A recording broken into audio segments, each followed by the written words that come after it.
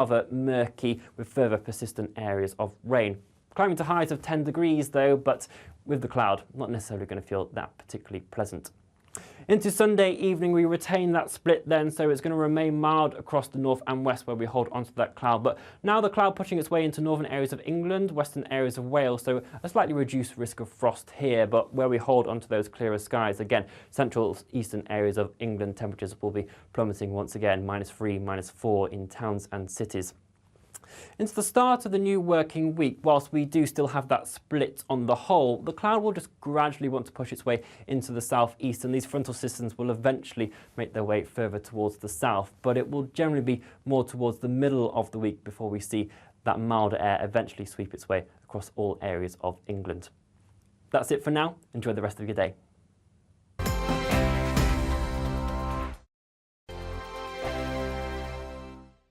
Monday to Thursday nights on GB News. At 6, it's Deebs & Co.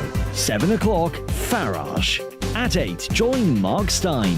And at 9, Dan Wootton Tonight, followed by Headliners. On TV, radio and online. This is GB News. We are GB News, the People's Channel. Why not take us home with you by visiting the GB News shop at gbnews.store. You'll find all the official merchandise, a really good present actually for yourself, your friends or your family. We ship across the UK mainland at no extra cost. GB News, the People's Channel. Here on GB News Live, we'll be keeping you in the picture, finding out what's happening across the country and finding out why it matters to you. We'll have the facts fast with our team of reporters and specialist correspondents. Wherever it's happening, we'll be there from 12 noon on TV, radio and online. GB News, the People's Channel, Britain's news channel. Monday to Thursday on GB News, it's Bev Turner Today from 10 a.m. We're going to be here for you, our GB News family, to keep you up to date, but also make you smile. The guy went from puberty to adultery. And I can't wait to bring a few of my own opinions. I have no time for cultural totalitarianism. We'll engage in passionate, but always polite debate, with your thoughts and opinions at the centre of it all. Only on GB News, the People's Channel, Britain's news channel. Hi there, it's Stephen and Anne. At breakfast from 6 a.m, you'll always be caught up with everything you need to know, the latest headlines, opinions and debates. We'll bring you the good news and the bad, but most of all, we're here for you. Remember, send in your views and let us know what you would like us to talk about. That's because we're your news channel. And every morning at 6 a.m, it's breakfast on GB News.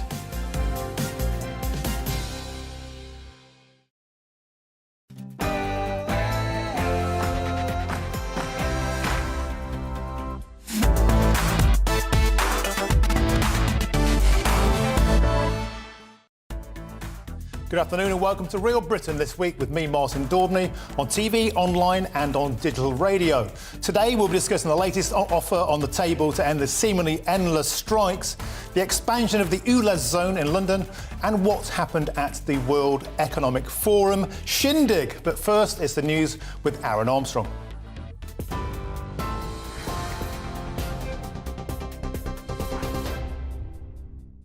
Hi there, it is 2:01. Good afternoon to you. I'm Aaron Armstrong in the GB newsroom. The Conservative Party chairman says he settled the matter with HMRC and has paid what was due as part of a multi-million-pound tax settlement. Nadeem Zahawi released a statement following fresh questions over his finances.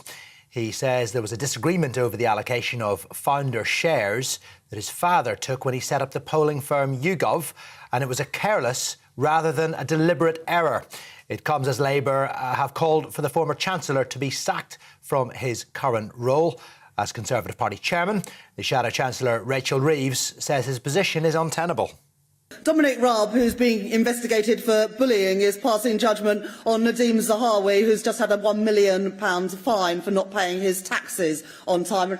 That pretty much epitomises this Conservative cabinet. When the Prime Minister came into office, he said that he would run a government that would have honesty, integrity and professionalism at its heart. None of those three things are happening today. Meanwhile, the Prime Minister's been described as a hapless liability by Labour and faces a renewed wave of criticism from MPs after being fined for a second time by police.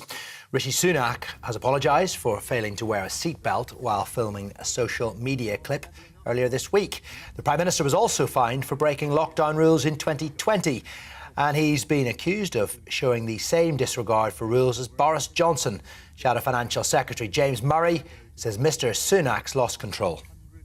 Just when you thought the Conservatives couldn't get any more ridiculous, Rishi Sunak shows that he can't even fasten his own seatbelt. And I think this speaks volumes about the fact that the Prime Minister is not in control. And compare Keir Starmer with Rishi Sunak. You know, Keir Starmer has been at the World Economic Forum this week, promoting the UK, promoting our plan for economic growth, and Rishi Sunak can't fasten his own seatbelt. I think people will make their own judgment about who's best to lead the country. The Deputy Prime Minister, Dominic Raab, who's defended Nadhim Zahawi today, has come to Mr Sunak's defence as well, suggesting he's merely a human being who made a mistake. The Prime Minister put his hand straight up. It was a mistake. He's apologised for it. He takes responsibility for it. He hasn't actually gone down that path of blaming anyone else. He's taken responsibility for it and he'll pay the fine. He's a human as well as a incredibly busy politician, the Prime Minister. He's got a frantic, hectic schedule, but he's made it clear there's no excuses. The former Health Secretary, Sajid Javid, says charging patients for GP and A&E appointments is crucial to the survival of the NHS. In an opinion piece for The Times, Mr Javid wrote it would help the NHS ration its finite supply more effectively. He also said the appreciation for the health service has become a religious fervour and a battle to reform. The co-founder of the bus firm Stagecoach, Dame Anne Gloag, has been charged in connection with a human trafficking investigation. Police Scotland say 4 individuals, understood to be members of her family, were charged on Thursday in connection with alleged human trafficking and immigration offences. A statement issued on her behalf says Ms Gloag denies the malicious allegations made against her and her family. An advisor to Ukraine's President Volodymyr Zelensky says indecision over whether to send German-made tanks to Ukraine is costing lives. Western allies agreed yesterday to send more NATO weaponry to Ukraine, but Germany remains reluctant to provide its Leopard tanks or to authorise other countries to donate theirs, despite increasing pressure to do so. Ukraine's urgently requested tanks to counter Russia's planned spring offensive. The Met Office has issued a yellow weather warning for fog tomorrow, but says the worst of the cold spell is over. The warning will remain in place, though, until 11 a.m. on Monday, and it will cover the areas of South and East England. It may cause disruption to flights, with drivers also being warned of icy conditions. Temperatures, though, are expected to climb across the country next week. And Andy Murray's impressive winning run at the Australian Open has come to an end. The 3-time Grand Slam champion was knocked out in the 3rd round by Spain's Roberto Bautista Agut, despite a 4-set battle. Murray, who's now 35 and plays with a metal hip, was taken to 5 sets in his opening 2 matches. He spent more than 10 hours on the court in those 2 matches and finished at 4 a.m. local time yesterday morning. This is GB News. We will bring you more as it happens, but now it's back to Real Britain with Martin Daubney.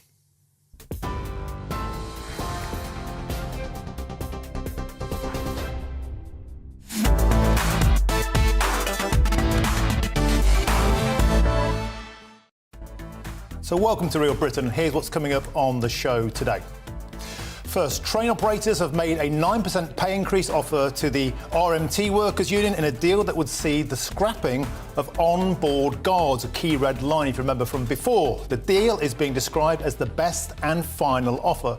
Train operators are hopeful this latest offer will provide a breakthrough in talks and avoid further strike action from RMT members after months and months of disruption. But how on earth have all these rail strikes lasted half a year?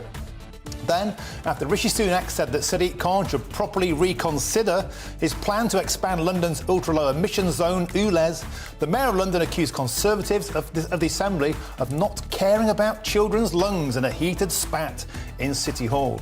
If this expansion is successful in the capital, will we see a wider rollout across the country to a town near you? And later on, as the World Economic Forum came to an end yesterday, we'll be debating whether or not you think the WEF truly is a unifying force for global prosperity or just another excuse for the global elites of a 4-day jolly. So that's what we're talking about today for the next hour. I'd love to know what your thoughts are on today's topics. Tweet to me at GBNews, or of course get in touch via email gbviews@gbnews. You can watch us online too on our YouTube channel. Thank you very much.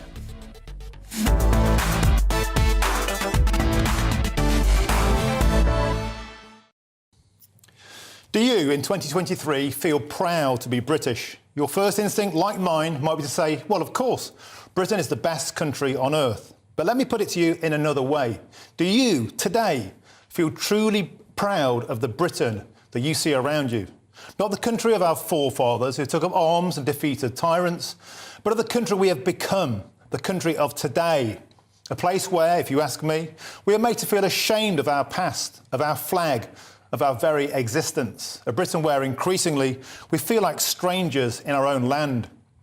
In 2016, we voted to take back control of our country. Finally, Brexit gave us a voice, but they wouldn't listen. In 2019, after 3 years of Brexit deadlock and the political elites trying to cancel Brexit, I could take it no more. I stood up, was elected as an MEP, and went to Brussels, where I pressed that button to leave the European Union. But look around. Do you really feel like we've taken back control? We certainly cannot control our borders. More than 45,000 migrants crossed the Channel to the UK in 2022. It now costs us, the taxpayer, that's you and I, every one of us, almost £7 million every single day to put them up in hotels. In my opinion, we have become a land where cheats prosper and where taxpayers who play by the rules pick up the tab. Today, our famous British tolerance is at breaking point. Most of us just want to enjoy the simple, honourable things in life, to work hard, to pay our taxes, raise a healthy family, to drive a nice car, stay warm in the winter, enjoy a foreign holiday in the summer, to eat, drink and to be merry. All of the things that make life worth living. But as we fret about our bills, if you ask me, our main political parties are addicted to the mantra of net zero. From my perspective, in the name of saving the planet, these zealots want us to be colder, poorer, hungrier and grateful for it. But that's not living, that's existing. Small wonder why so many people don't even know who to vote for at the next election. Why would ordinary working class voters choose Rishi Sunak, the out-of-touch millionaire who's taxing us to death and can't even remember to put his seatbelt on? Or Sir Keir Starmer, who in the past led the People's Vote movement to cancel Brexit and doesn't even know what a woman is. As we face our darkest hours once again, where is our Winston Churchill to lead us out of this new winter of discontent? Wherever you are, your country needs you more than ever to help make us feel proud to be British once again. Because without our pride, we have nothing.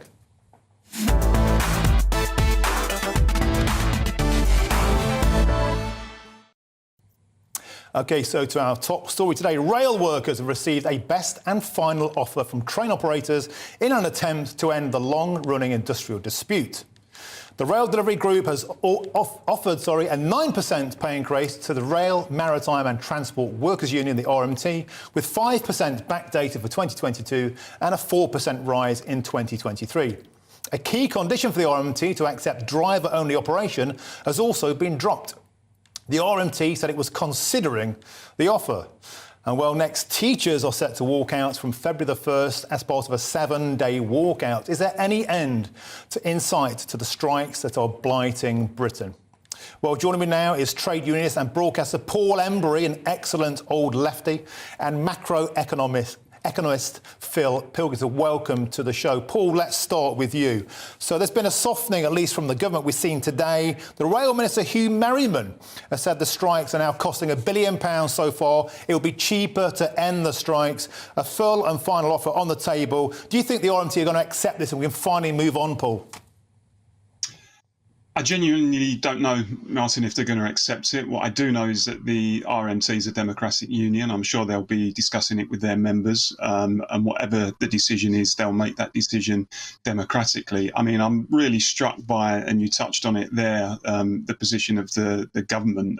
These strikes, the rail strikes, have cost £1 billion already, and it would have been, even by Hugh Merriman, the rail minister's own admission, cheaper to have settled the strikes. Now, that tells me one thing. That tells me that the strikes have become political, that it isn't just about the economics of the situation. This is a political strike, which is about keeping the lid on pay and sending a message to the trade unions: don't get too big for your boots, don't demand too much, because we will kick back against you. Now, that's no way, I don't think, to approach this situation. It's no way to treat workers who, I think, in the middle of a cost of living crisis, are simply trying to maintain their living standards. And for the government to have made it political in this way, I think serves the public ill as well. I mean, unions are often accused of using the public as pawns and of disrupting the public. Well, who's using the public as pawns at the moment in terms of not settling the dispute because it remains political? Well, but there's another point, Paul, in today's Telegraph. Apparently, rail workers are crossing picket lines in increasing numbers. At the start, only 5% of RMT members crossed picket lines. Now it's as high as 20%. So the union members themselves are losing patience as well, because, of course, they're losing pay every day they're out of work. Well, look, I mean, I don't doubt it's always tough for union members when they're losing money taking strike action. I've been on strike a number of times. It's an agonising decision to take. It causes you financial hardship that impacts on your family and so on. But equally, Martin, I'm used to these stories from the press of, union strikes crumbling, people flooding back to work, crossing picket lines. I've experienced that when I've been on strike. More often than not, actually, it just isn't true. And I don't think there's any serious evidence now to show that the rail strike or the other strikes that have been taking place are weakening. I think that people are really angry. I think they're not prepared to accept another real terms pay cut. I think they're struggling to pay their energy bills, their mortgages and so on. And I think that if the government thinks that these strikes are going to collapse anytime soon, I think they're going to have a rude awakening. OK, Paul, we touched in at the top of the hour there. Next, the NEU are going to walk out strikes. But I want to talk to you about fire strikes. Of course, you represent the fire union. There's a ballot coming up. Can you give us any inside information? Do you think that the fire unions will also walk out soon? I think it's a distinct possibility. The Fire Brigades Union is holding a ballot for strike action. Firefighters have been offered only 5%, a wage increase of 5% this year, which has been emphatically rejected. So the ballot of firefighters will finish on the 30th of January. I expect there'll be a pretty strong yes vote. I think there's then a window of opportunity for the employers and the government to get to the table and to offer something better, something that's commensurate with the role, the brave job that firefighters do day in, day out. If they don't do that, then I'm pretty sure we'll be seeing picket lines forming outside fire stations as well. OK, Paul, don't go away. I want to come back to you soon. I want to ask you about Keir Starmer and Brexit, but I want to cut across to Philip Pilkington in the studio here, a macroeconomist. Now, one of the things that Mick Lynch has talked about all along is the notion that the inflation-busting pay deals won't push inflation up. But you're saying the opposite. You're saying that if we give in to the unions like this, then inflation will go out of control. Is that right? Well, first of all, I want to say I do feel great sympathy with the union members. They are facing a cost of living crisis like everybody else, and public sector pay has been below private sector pay. But the fact of the matter is that inflation is partly driven by wages. And the reason that the Bank of England is currently raising interest rates is to try and get private sector wages under control. That's why GDP growth is slowing. That's why there's fear of a recession.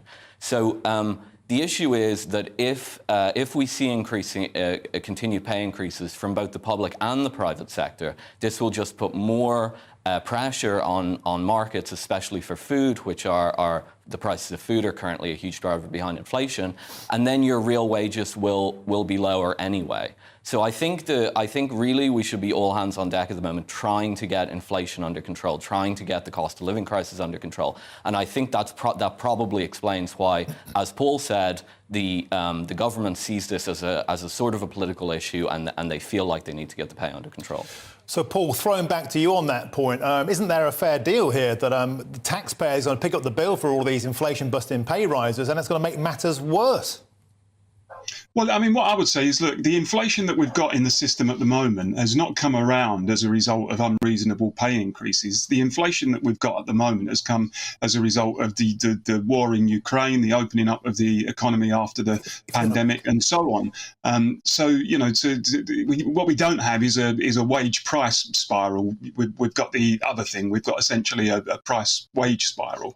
But the other point, and Philip touched on it, look, if we're about to head into a long and potentially deep recession, then I think the worst thing we could be doing at the moment is reducing people's disposable incomes, because if you have a lack of demand in the economy, you'll see businesses folding, you'll see unemployment going up. We'll get into that downward spiral, and I think that's the worst thing that we can have at the moment. So it's not just a question actually of fairness and making sure that people get a wage that they deserve.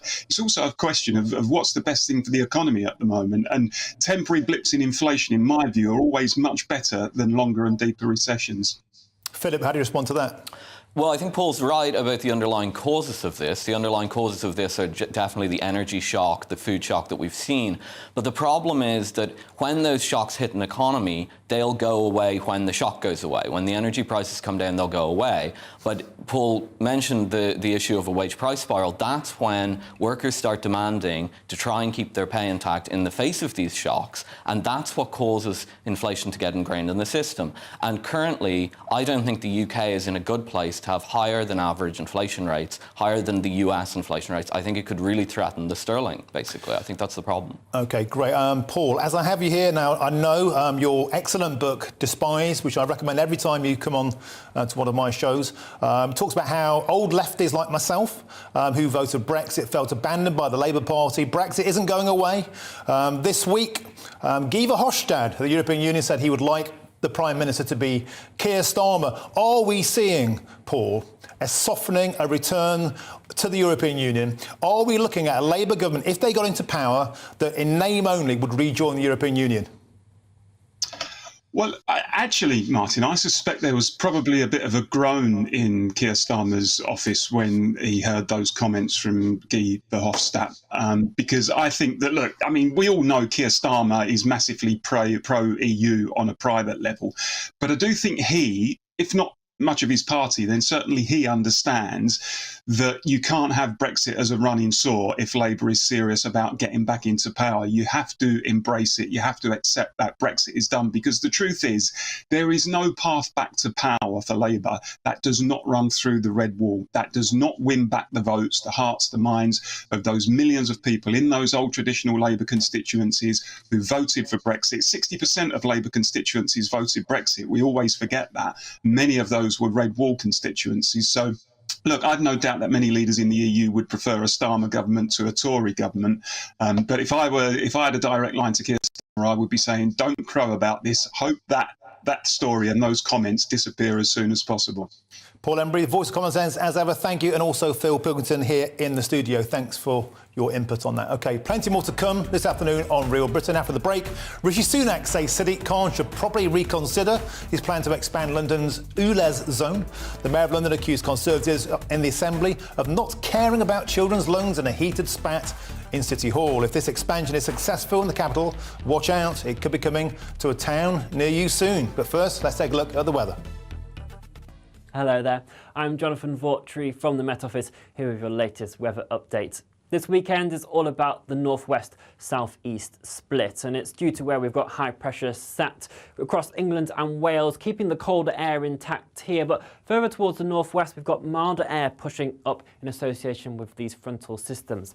That milder air is going to be wrapped up with a fair amount of cloud, outbreaks of rain and drizzle, and a persistent breeze, particularly across the Hebrides and up towards the Northern Isles tonight. Meanwhile, where we've got the clearer skies across particularly areas of England and eastern Wales, the frost will be returning down to as low as -7 degrees in some rural prone spots. We will see some freezing fog patches as well, perhaps particularly Bedfordshire, Hertfordshire, so could be a bit of a murky start to Sunday morning through here. Otherwise, once those do eventually clear off into the afternoon, we will see some brighter spells develop, but holding on to that colder air still. Further to the northwest then, it's going to be another fairly drab day. The winds will ease out, but that's just going to help lower the cloud a bit more, so certainly some hill fog in places and rather murky with further persistent areas of rain. Climbing to highs of 10 degrees though, but with the cloud, not necessarily going to feel that particularly pleasant. Into Sunday evening, we retain that split then, so it's going to remain mild across the north and west where we hold onto that cloud. But now the cloud pushing its way into northern areas of England, western areas of Wales, so a slightly reduced risk of frost here, but where we hold onto those clearer skies, again, central eastern areas of England, temperatures will be plummeting once again, -3, -4 in towns and cities. Into the start of the new working week, whilst we do still have that split on the whole, the cloud will just gradually want to push its way into the southeast, and these frontal systems will eventually make their way further towards the south, but it will generally be more towards the middle of the week before we see that milder air eventually sweep its way across all areas of England. That's it for now. Enjoy the rest of your day. Here on GB News Live, we'll be keeping you in the picture, finding out what's happening across the country and finding out why it matters to you. We'll have the facts fast with our team of reporters and specialist correspondents. Wherever it's happening, we'll be there from 12 noon on TV, radio and online. GB News, the People's Channel, Britain's news channel.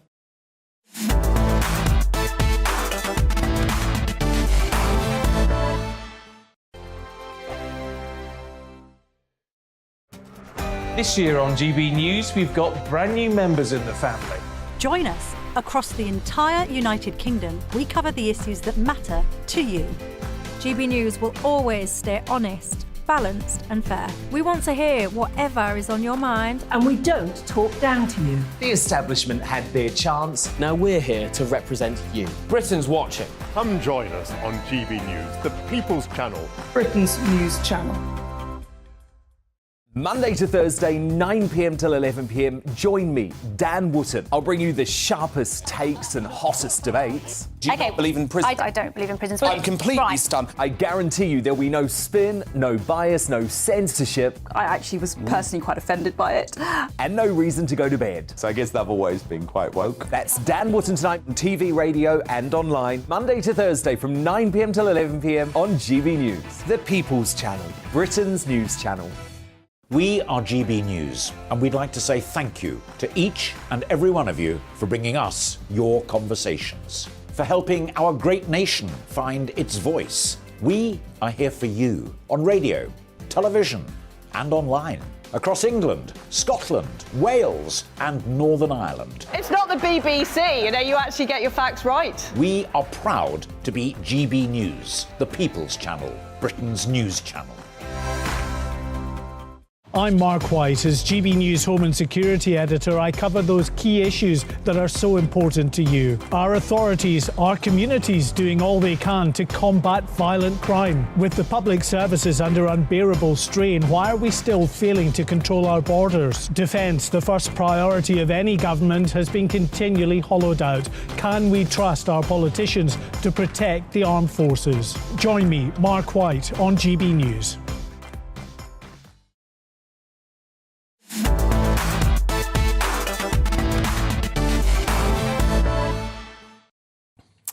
Welcome back. It's 2:25. This is Real Britain on GB News, on TV, online and on your digital radio. To our next story now. Rishi Sunak this week urged Sadiq Khan to properly reconsider his plan to expand London's ultra-low emission zone, the ULEZ. The zone was introduced in 2019, expanded in 2021 and is set to expand yet again in August to include all of Greater London with the aim of reducing air pollution. This is not just a London-centric story, though. Other cities across the UK have introduced their own versions of the Clean Air Zone. Cities such as Birmingham, Leeds, Portsmouth, Oxford and Manchester. So, should clean air zones be rolled out across UK cities, or are they simply yet another stealth tax on motorists? Well, joining me now is Sebastian Milbank, who is executive editor of The Critic magazine. Hello, Sebastian. So these things are very popular with politicians because they raise an awful lot of money.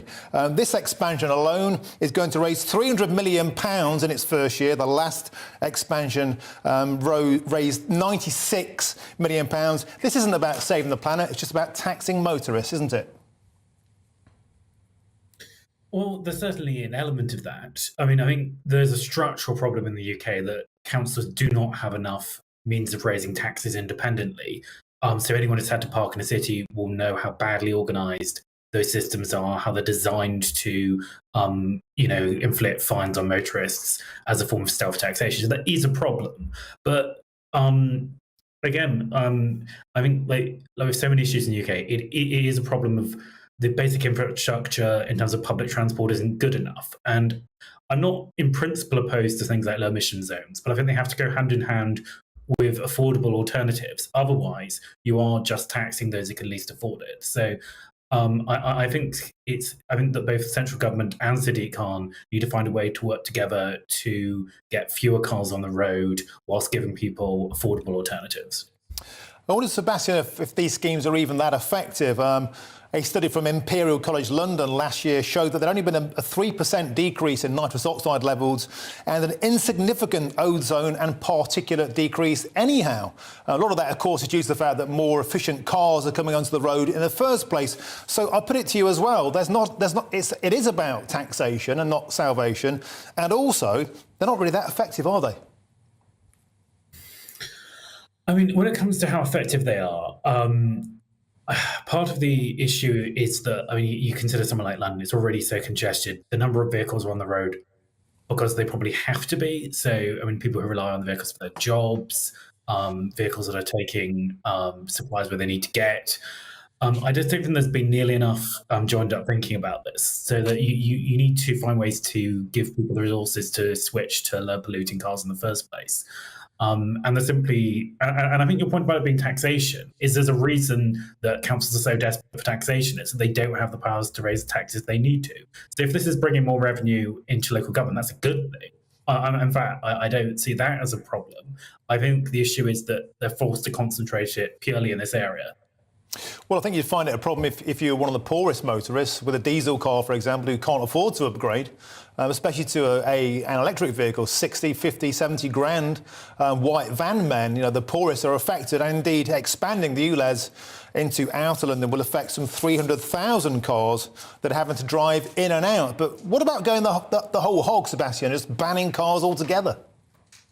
Well, I certainly think there's a case for actually pedestrianising central London. I mean, it's slightly insane that you think some of our most successful shopping areas, our main tourist attractions, you're having to dodge cars. I mean, it's slightly ridiculous.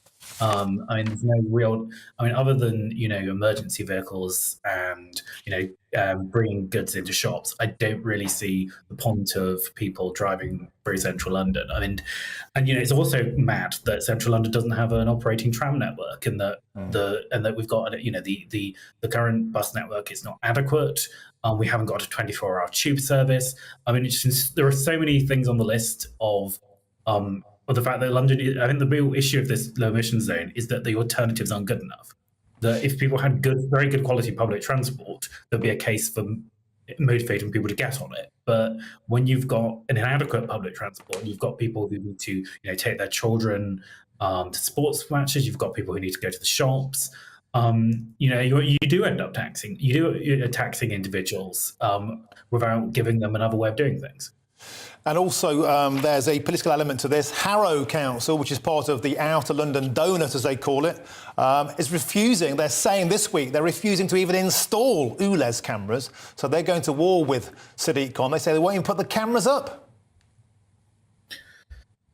Yeah, and this is the problem, that it's very political. So you've got Labour councils that want more resources, and of course it's worth mentioning that austerity, which lasted for some time, fell predominantly on councils. Some councils saw 50% cuts in their budget, so it's not a surprise that they're trying to raise money any way they can.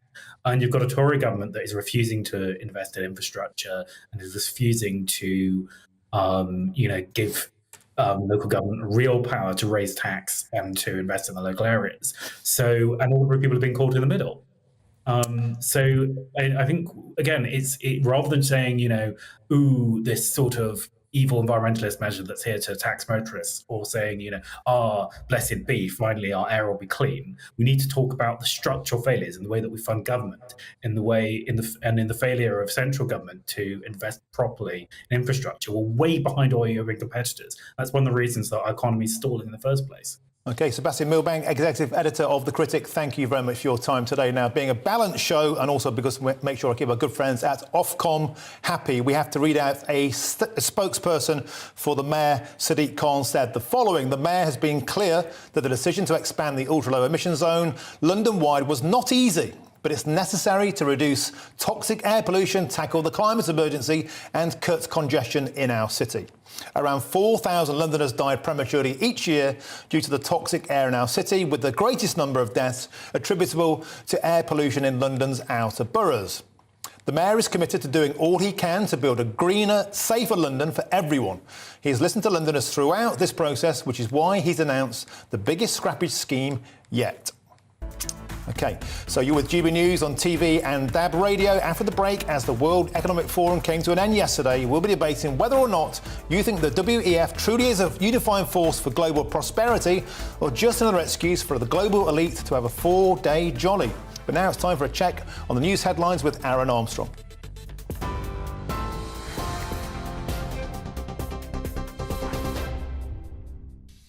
Hi there, it is 2:33. I'm Aaron Armstrong in the GB newsroom. The former Chancellor Nazim Zahawi has sought to address questions over his tax affairs after reports he paid a penalty as part of a multi-million-pound tax settlement. In a statement, the Conservative Party chairman said HMRC accepted he'd made a careless but not deliberate error in relation to the sale of shares in YouGov, the polling company he founded. Mr Zahawi has been facing claims he tried to avoid paying tax, and the Shadow Chancellor Rachel Reeves has said his position is untenable. Dominic Raab, who's being investigated for bullying, is passing judgment on Nadeem Zahawi, who's just had a £1 million fine for not paying his taxes on time. That pretty much epitomises this Conservative cabinet. When the Prime Minister came into office, he said that he would run a government that would have honesty, integrity and professionalism at its heart. None of those three things are happening today.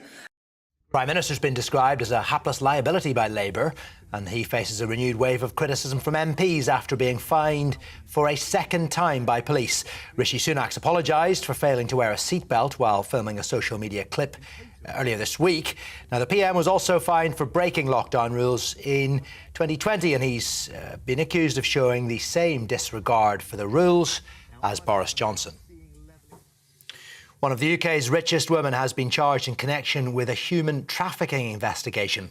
The co-founder of the bus firm Stagecoach, Dame Anne Gloag, and 3 members of her family were charged on Thursday in connection with alleged immigration offences. A spokeswoman for Dame Anne says she strongly denies the allegations and intends to vigorously defend herself. And Andy Murray's impressive winning run at the Australian Open has come to an end. The 3-time Grand Slam champion was knocked out in the 3rd round by Spain's Roberto Bautista Agut following a 4-set battle on the Margaret Court Arena. TV, online and DAB Plus radio, this is GB News. Don't go anywhere, though. Martin will be back in just a moment.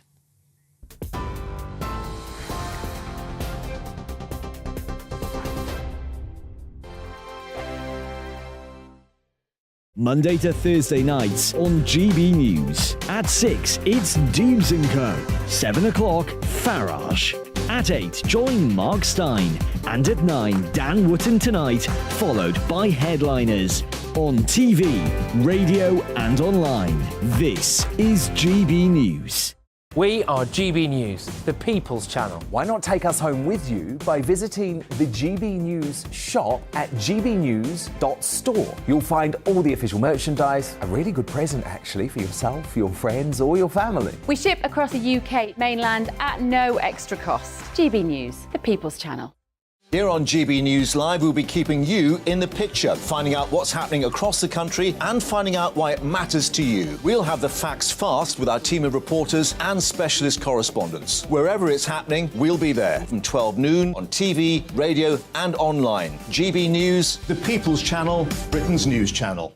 Monday to Thursday on GB News, it's Bev Turner Today from 10 a.m. We're going to be here for you, our GB News family, to keep you up to date, but also make you smile. The guy went from puberty to adultery. And I can't wait to bring a few of my own opinions. I have no time for cultural totalitarianism. We'll engage in passionate, but always polite debate, with your thoughts and opinions at the centre of it all. Only on GB News, the People's Channel, Britain's news channel. Hi there, it's Stephen and Anne. At breakfast from 6 a.m, you'll always be caught up with everything you need to know, the latest headlines, opinions and debates. We'll bring you the good news and the bad, but most of all, we're here for you. Remember, send in your views and let us know what you would like us to talk about. That's because we're your news channel. And every morning at 6 a.m, it's breakfast on GB News.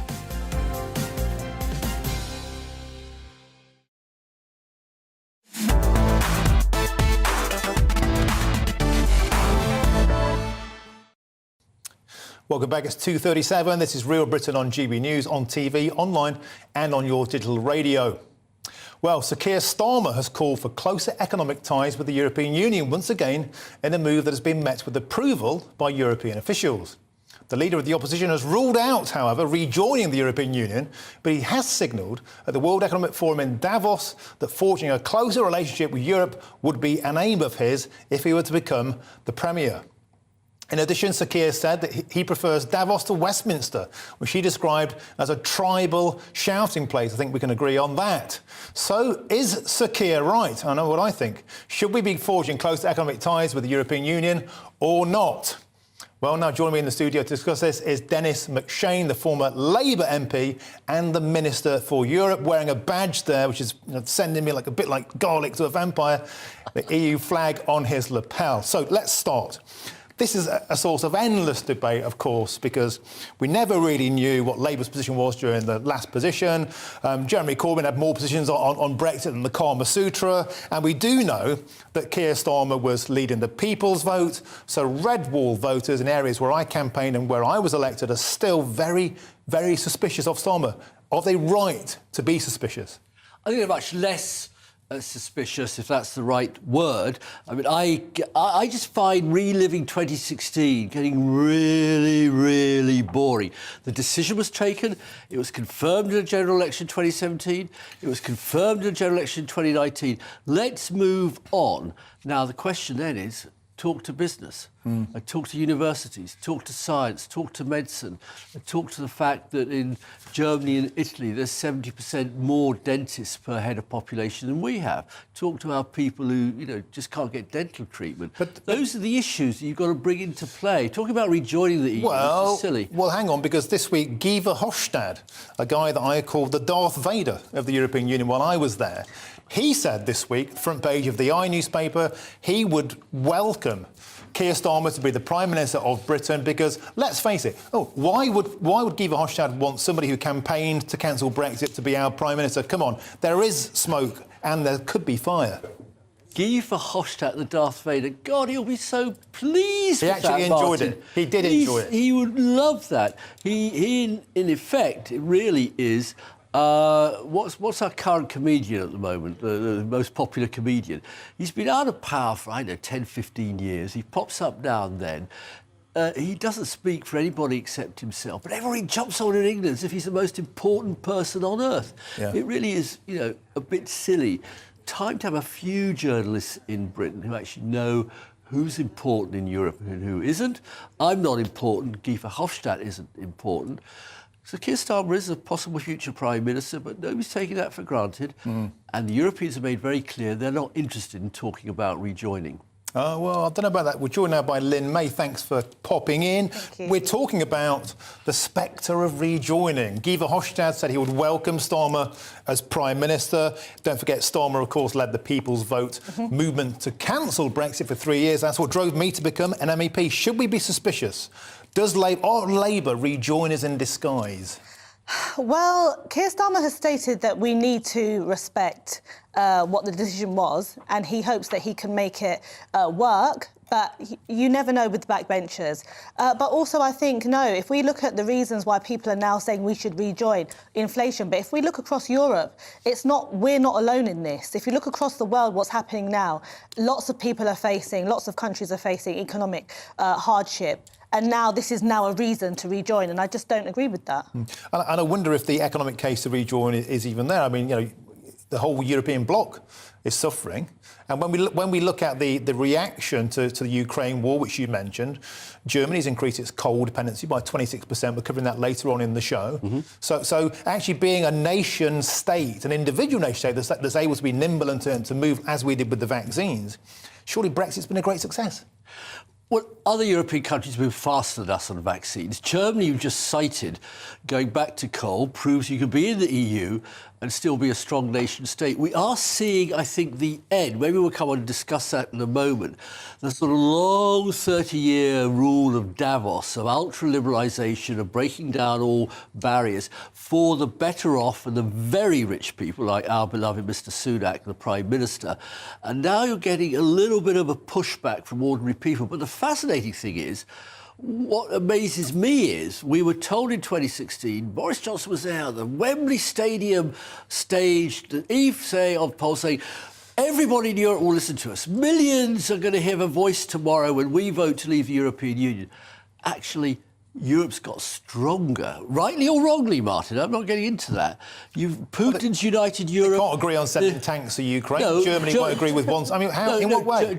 All of Europe's sending a lot of munitions. I can rattle, or as we are. Germany refuses to send tanks. They are refusing to send a particular tank because Germany is genuinely nervous of becoming again ein Kriegsnation, a war nation. Germany in 1945 said, no, kein mehr Krieg, no more war ever, for reasons it's a good point. You might actually vaguely understand. It's a good point. And it's not the left or the right, it's not Scholz. They are nervous Nellies on this. I think they should be stronger, but they're giving the green light to all the European countries who've bought Leopard tanks, because they buy Leopard tanks. They don't buy our rusty old Challengers, to say, if you want to send them to Ukraine, we'll just turn a blind eye to. OK, Lynn, let me bring you back in. I've noticed something about Keir Starmer, which I will admit is very clever. He's wearing the clothes of being a patriot. He's draped in union flags. He talks about controlling immigration. He's making all the right noises. He's saying he won't rejoin. But he did say this week there is no political excuse to rejoin. But economically, he's been blatant. He's been nakedly ambitious. He would like closer economic ties with the EU. And that really is shorthand for rejoining the single market, isn't it? Yeah, and I think maybe he's doing this now because initially he was saying, we should try and make Brexit work. But if you look at why he's possibly saying that, it's because he wants the massive support of the Red Wall, who were in huge favour of leaving the EU. And isn't that what your old boss, Tony Blair, used to do so well? He went into that centre ground, a little bit of the right, a little bit of the left. That's what Starmer's doing, isn't it? Yeah, but then something that is concerning, he didn't even say that he would be more in support of Westminster. He said Davos. And if he's there willing to support Davos over Westminster, then possibly he would want to join the EU as opposed to us being able to find ourselves in terms of Brexit. Lynn, don't overread this. He is just saying... What could he mean by that, then? He is just saying is that the bear pit, the shouting matches of Westminster, Labour MPs shouting down Rosie Duffield, Tories shouting each other down, isn't very edifying. And actually, big up, I was with Davos with lots of Tory MPs 2 weeks ago. Much more, they might join it. I'm not in Westminster anymore than Westminster. That's all he's saying. I'm going to have to disagree with that. You say shouting, but at the end of the day, some of those MPs are extremely passionate because they are talking on behalf of their constituents. And if they need to speak in the House of Commons, then it's essential that they get their points across. What would he rather be? In Davos, where it's unelected, where no one can say say anything and we all have to follow Schwab? Is that what you would like to see us do? I worked and lived for 15 years in Switzerland. There are more referendums and elections there than you and I have had hot dinners. And when you say MPs, they're shouting on behalf of their constituencies. Can I let you into a horrible Westminster secret? They're shouting on behalf of themselves. Okay, listen, guys, we can shout about Brexit to the end of the time. I certainly can. But before we move to Davos, there's been quite a lot of emails. I want to read a few of those out. They've been coming in about talks we're discussing today. On my monologue, and that was, do you feel proud to be British? Paul says, I absolutely hate modern Britain, and the future is unequivocally bleak. I would have left many years ago, but I'll stay to provide full-time care for my mum. Oh, bless you. Then I'll be on the first flight out of here. Diane says, our tolerance is indeed at breaking point. I don't recognise my country anymore. On ULEZ, Sadiq Khan's plan to expand it to encompass all of London. David says, I wonder if Sadiq Khan would be as keen to extend ULEZ if the proceeds went to central government. I think we know the answer to that. And Jean says full-frame expansion of ULEZ will cause the closure of more high street shops. I shop online for everything because it is already too expensive to park or get a cab. Well, thank you for all of you for sending in your views. Now, the next topic. The World Economic Forum conference, Davos, which was attended by politicians and millionaires and billionaires from across the world, ended on Friday. Topics of discussion this year include net zero, of course, environmental, social and corporate governance, or ESG, the economy and, of course, Ukraine. But the conference has received criticism, including from environmental group Greenpeace, who accused some attendees of ecological hypocrisy for speaking about climate change while travelling there by private jet. So, is the work of the WEF a force for good, or are its preferred policies misguided? Back to you, Paul. You're a fan. Paul, Dennis. Sorry, people. Paul Embry, great guy, but he's different. We argued about Paul Embry a minute ago. Back to you. You're a fan of the WF. In fact, you've met Klaus Schwab, have you? Yes, I genuinely... He's got a problem. He's 85, a bit like Pope Benedict. He's got to decide, do I give it up? Who do I hand it on to? He produced something that was a remarkable institution, but has it served its purpose? It came in at the end of communism, at the launch of what you might call globalisation, ultra-liberal, the rich always getting richer, public funds being squeezed for public services. You can have an argument about whether that's been the right course to take for the last 30 years. I've got a lot of doubts.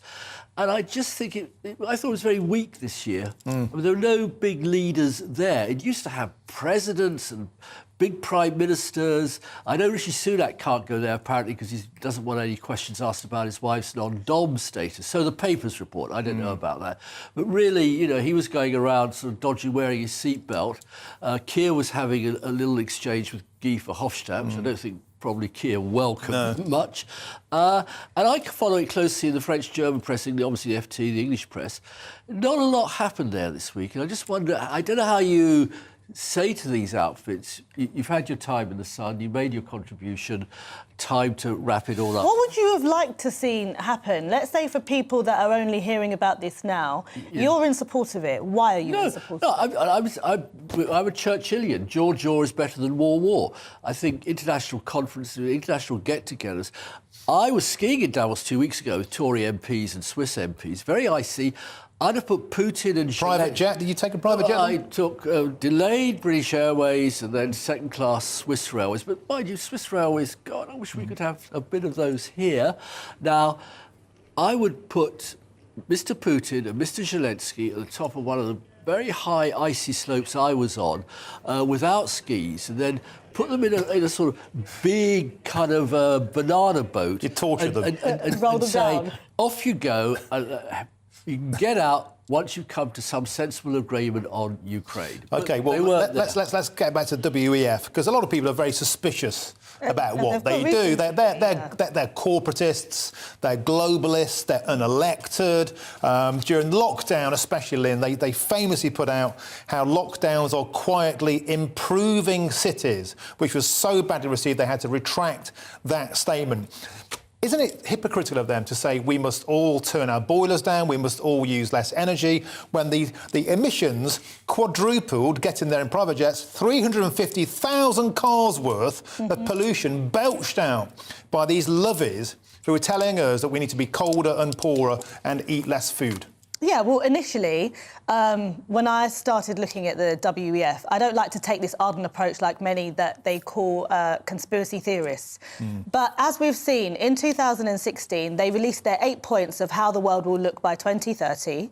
And many people were like, you know, this is just a conspiracy theory. But we can actually see in real time how this is being played out. So the consumption of meat at an all-time low. You will own nothing. We're seeing my generation not be able to get on the housing The Great ladder. Reset, they called it. Exactly. So people have a right to be concerned about this, and people say, oh, you know, it was just predictions. Is it predictions, or are they pulling the strings? They're massively backed by banks and corps. So why is it that we are heading towards their predictions in real time? Dennis says that you're chortling away in the corner there. So react to that, please, what Lynn just said. Well, the idea that there's a magic man in Davos called Schwab, who's 85, who's stopping our country building the houses and flats we need. It is Tory MPs and NIMBY politicians who are doing that. So let's just stop blaming everything. We're not saying it's Schwab, but when a lot of our politicians, our leaders that we have elected democratically, are signed up to the WEF. And we don't know what happens behind closed doors. And why is there this big push for all of those 8 points now that the WEF released that would happen, our world will look like in 2030? Why is it looking like Just that? saying that there's actually quite a similarity between you and Klaus there, Dennis. You might have a bit of a doppelganger. Oh, thank you very, very much. Just because I'm not wearing a wig like you, Martin, with lovely hair that Lillian's got. But he says, no, for heaven's sake, all my life I've written... I remember I wrote a book about 10 points of Labour foreign policy about 40 years ago, and a very clever woman said to me, yes, Dennis, but do you want to read it in 2 years' time? So all these outfits, think tanks, WEFs, all of them have produced 10-point plans, 8-point plans, 6-point plans. I don't think it's all bad. I think it's very good that intellectuals can come together and have viewpoints on how the world could be, and globalisation has been good for us in terms of internationally connecting us. My thing is, like you said, they're unelected. How much influence do they have on Westminster? Absolutely none. Well, Absolutely none. You say that, but one of the kind of mantras that was repeated ad infinitum was this "build back better." You know, we heard that from Trudeau. We heard that from Ardern. We heard it all over. That was Boris Johnson's quote. But what I'm saying, no, it was used globally. Build back better. But he's a very clever word merchant, Boris. So people are saying this is a joined-up kind of supranationalist thought pattern. Now, not necessarily saying it's insidious like Blofeld and 007, but where's my your old mate? Yeah, there you go. That's again, you're the look on. Your old mate Tony Blair.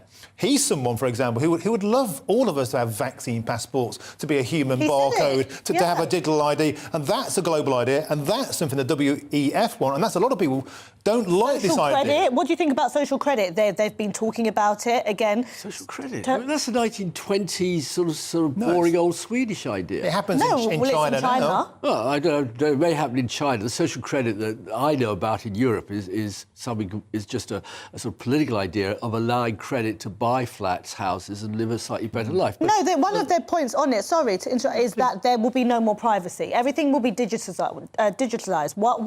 Why does that have to be? If I want to get the vaccine or don't want to get the vaccine, why does it have to be something official that everyone will see in every country? I mean, for heaven's sake, Switzerland, where it's based, Schwab himself is Swiss. The slogan there is, if it's not forbidden, it's compulsory. But they forbid many more things than they require you to do.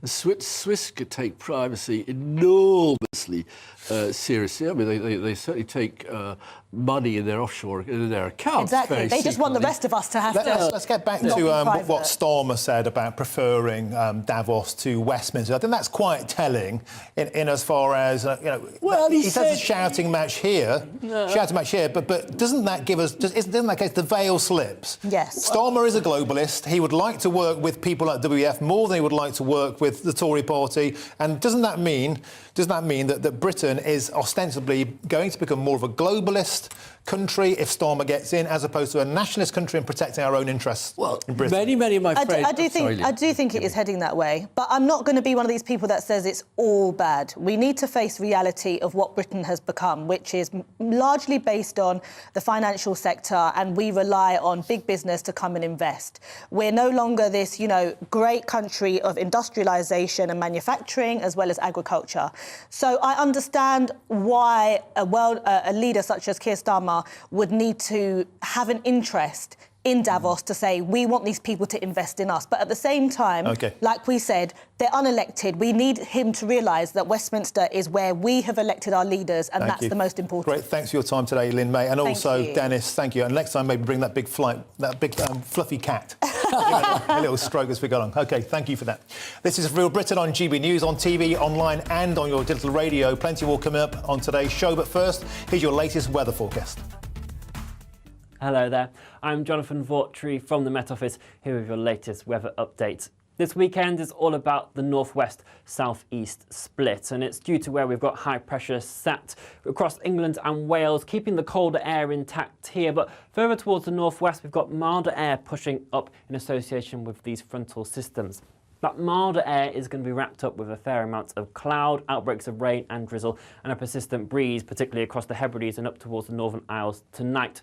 Meanwhile, where we've got the clearer skies across particularly areas of England and eastern Wales, the frost will be returning down to as low as -7 degrees in some rural prone spots. We will see some freezing fog patches as well, perhaps particularly Bedfordshire, Hertfordshire, so could be a bit of a murky start to Sunday morning through here. Otherwise, once those do eventually clear off into the afternoon, we will see some brighter spells develop, but holding on to that colder air still. Further to the northwest then, it's going to be another fairly drab day. The winds will ease out, but that's just going to help lower the cloud a bit more, so certainly some hill fog in places and rather murky with further persistent areas of rain. Climbing to highs of 10 degrees though, but with the cloud, not necessarily going to feel that particularly pleasant. Into Sunday evening, we retain that split then, so it's going to remain mild across the north and west where we hold onto that cloud. But now the cloud pushing its way into northern areas of England, western areas of Wales, so a slightly reduced risk of frost here. But where we hold onto those clearer skies, again, central eastern areas of England, temperatures will be plummeting once again, -3, -4 in towns and cities. Into the start of the new working week, whilst we do still have that split on the whole, the cloud will just gradually want to push its way into the southeast, and these frontal systems will eventually make their way further towards the south, but it will generally be more towards the middle of the week before we see that milder air eventually sweep its way across all areas of England. That's it for now. Enjoy the rest of your day.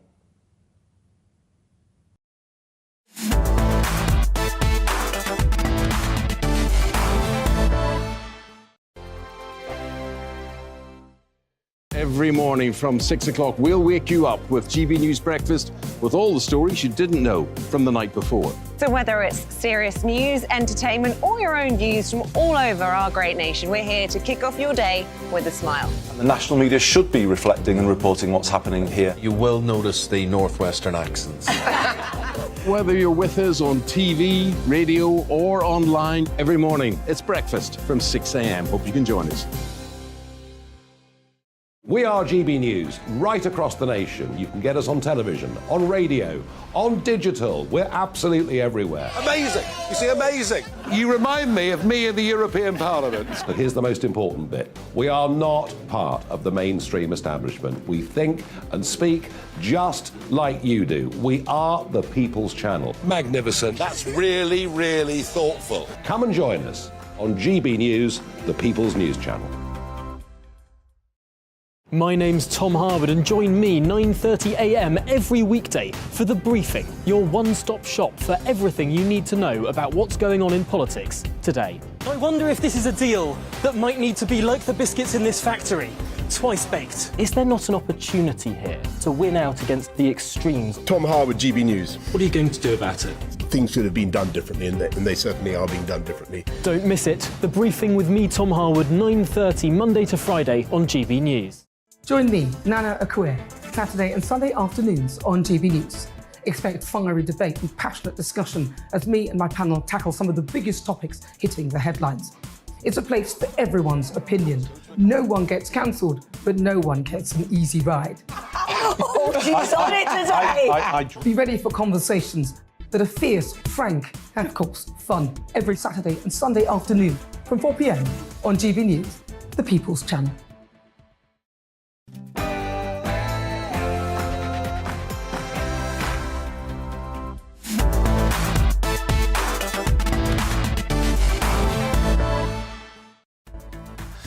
Good afternoon, it's 3 o'clock and welcome to Real Britain with me, Martin Daubney, on TV, online and on digital radio. Plenty more coming up this hour, but first is the news with Aaron Armstrong.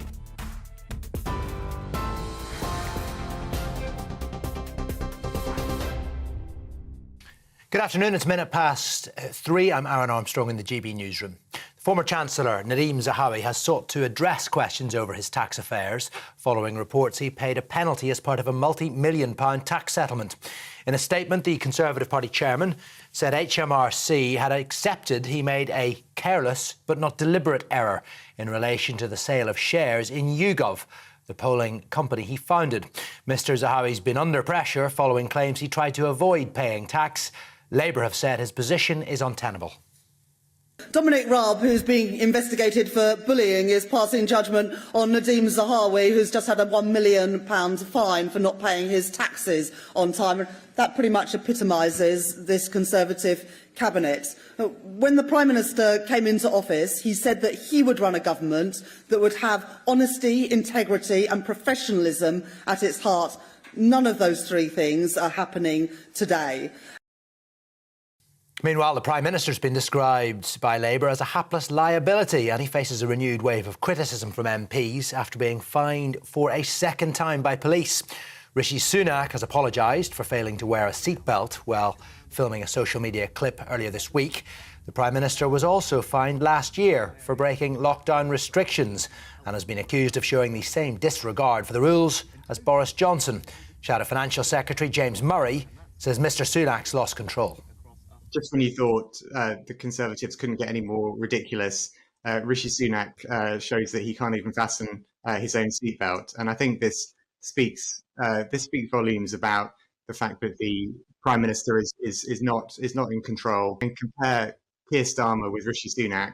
You know, Keir Starmer has been at the World Economic Forum this week, promoting the UK, promoting our plan for economic growth, and Rishi Sunak can't fasten his own seatbelt. I think people will make their own judgment about who's best to lead the country. Well, the Deputy Prime Minister, Dominic Raab, who earlier was defending Nadeem Zahawi, says Mr Sunak is a human being who's made a mistake.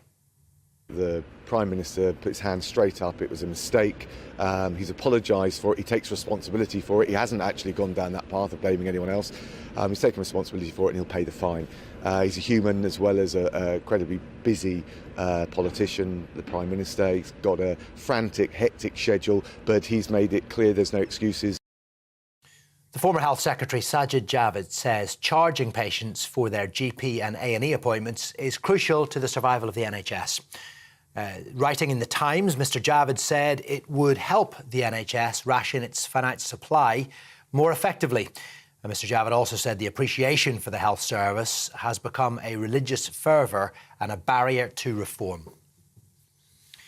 The co-founder of the bus firm Stagecoach, Dame Anne Gloag, has been charged in connection with a human trafficking investigation. Police Scotland say 3 other people, understood to be members of her family, were also charged on Thursday in connection with alleged human trafficking and immigration offences.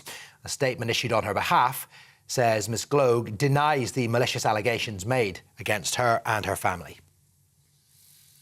An advisor to Ukraine's President Volodymyr Zelensky says indecision over whether to send German-made tanks to Ukraine is costing lives. Western allies agreed yesterday to send more military aid to Ukraine, but Germany remains reluctant to provide its Leopard tanks or to allow other countries to donate theirs, despite coming under increasing pressure to do so.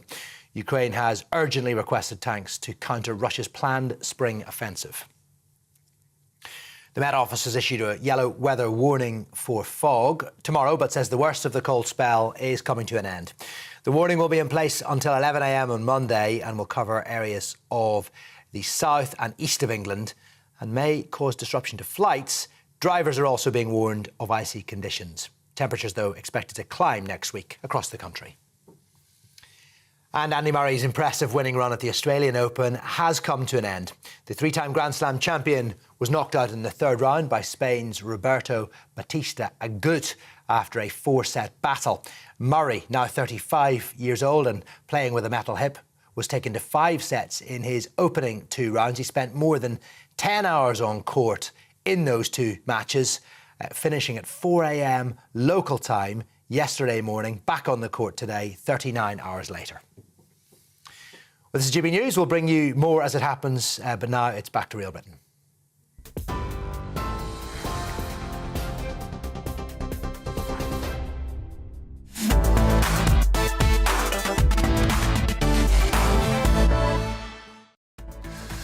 Welcome back to Real Britain. Here's what's coming up on the show later on today. The Scottish Parliament's Gender Recognition Reform Bill was passed by Holyrood in December, but the UK government has now blocked it from becoming law.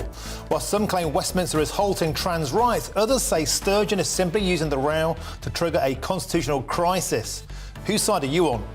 Then, as the Duke and Duchess of Sussex's recent Netflix series becomes the second highest ranked documentary ever on Netflix, and Harry's memoir Spare has become the fastest selling non-fiction book of all time, both Prince Harry and Meghan Markle have seen their popularity plummet in the latest polling from Redfield and Wilton.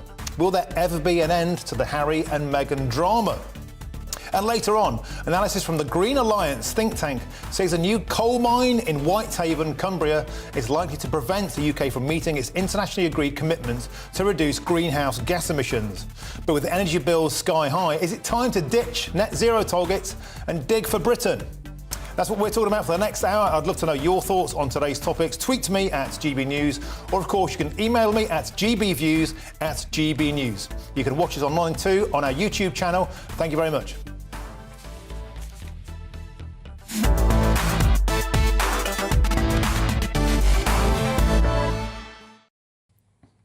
Well, Labour leader Sir Keir Starmer has sided with Nicola Sturgeon in the dispute over the Scottish Government's Gender Recognition Reform Bill. Starmer, who opposes Westminster's plan to veto the bill, does not think single-sex spaces are putting at risk by making it easier for anyone to unilaterally declare and change their sex. Rishi Sunak's government says it is vetoing the bill because it adversely affects equality laws across the UK. And in our GB News People's poll this week, a vast majority of you said that 16-year-olds are too young to change their gender. 41% completely agreed that it's way too young, while just 8% said they thought it was acceptable. 22% of the public strongly support the government's blocking of the controversial gender reform bill. To give their insights on this topic are Michelle Ballantyne, former leader of the Reform Party UK in Scotland, and former SNP Glasgow City Councillor Austin Sheridan. Austin, I'd like to start with you, if I could. Let's look at the numbers. If you look at the latest census data, which says that only 0.5% of people say their gender is different to the sex assigned at birth, and you look at Scotland's population of 5.51 million, there are just 26,000 trans people in Scotland, barely enough to fill a football stadium. Why would you impose their rights onto 2.8 million women and sacrifice their rights? Women's rights aren't being sacrificed for trans rights. Even if it was only one trans person in Scotland, they should be entitled to the rights that are enshrined in this bill.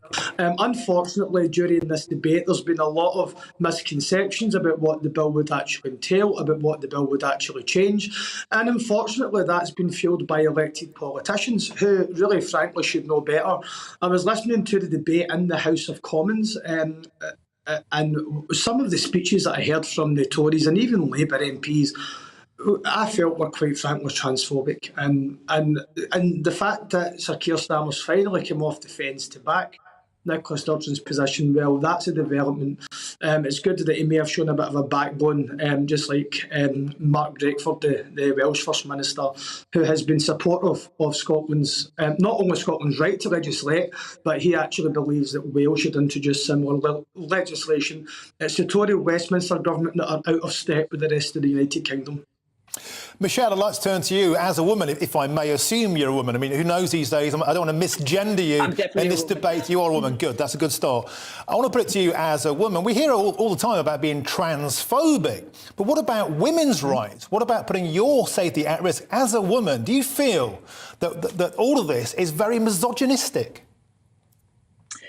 Yeah, I think there's two things to say here. The first is that a lot of people have tried to turn this into a sort of being anti-trans because we're concerned about the bill, because it's been blocked by a Section 35.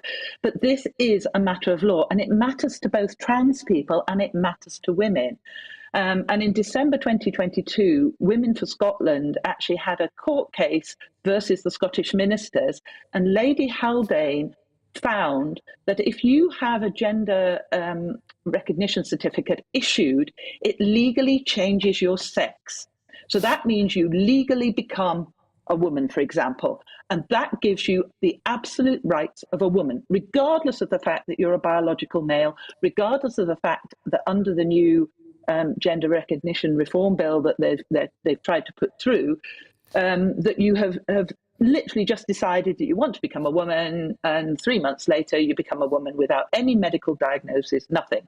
And what that then does is it gives you the legal right to enter women-only spaces. It gives a boy who's become a woman with a gender recognition certificate at the age of 16 onwards the right to go to an all-girls school. And it is that right that is actually being challenged, because under the equalities law, you would have those rights, and yet south of the border, legally, you wouldn't have those rights under the Equalities Act, and it disrupts the law across the UK. This is a matter of law. It's not about being transphobic. It's not about saying trans people don't have rights and they shouldn't be cared for properly in the system and they shouldn't be given the ability to change their sex. It is about ensuring that there are checks and balances, and it's about ensuring not only the safety of women in their own spaces and in their own worlds, but of trans people, particularly children, who quite often, and we know that they're being sort of sent down the line of being trans, where in fact they may have other issues going on, particularly if they're autistic, these kind of things.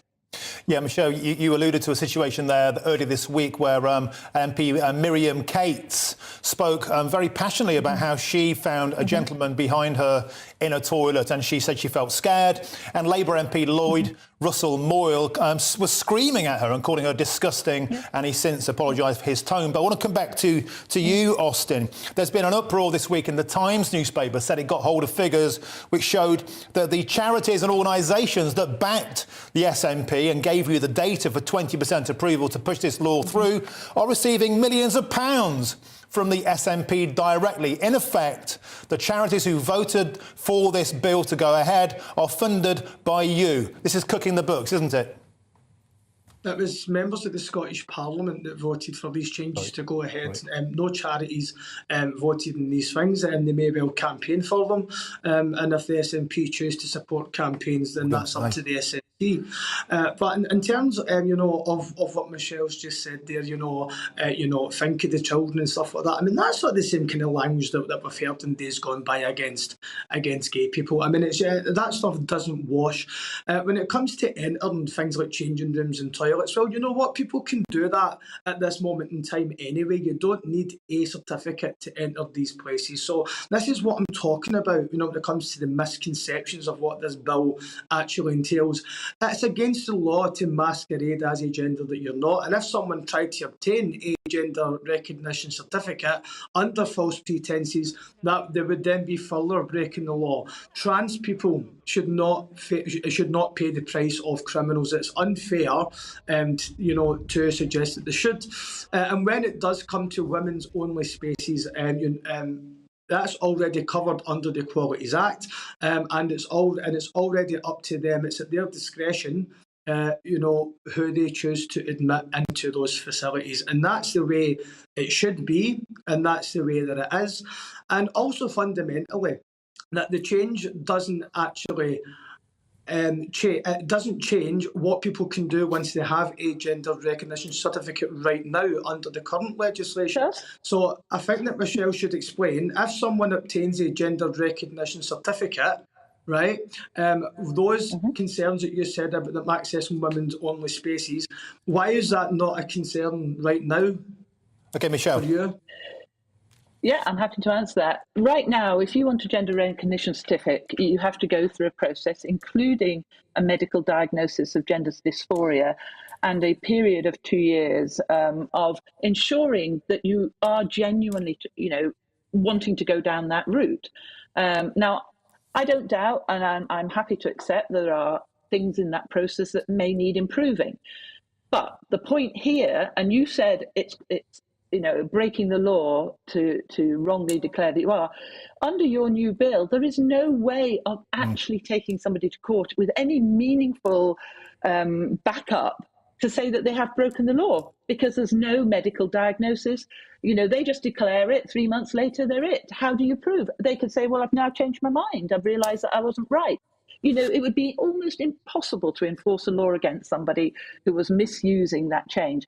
And as for challenging people in the toilets, if a man walks into a ladies' toilet now, regardless of what he's wearing, a lot of women would challenge them, would say, I'm sorry, this is the ladies' toilet, you've got the wrong door. And that happens all the time. Okay, guys. With your new bill, it would be very difficult to do that, because a lot of, a man can walk, a biological man could walk in now, and then they would say, actually, I have a gender recognition certificate and you are breaking the law, you're being transphobic. It puts women in a really difficult position.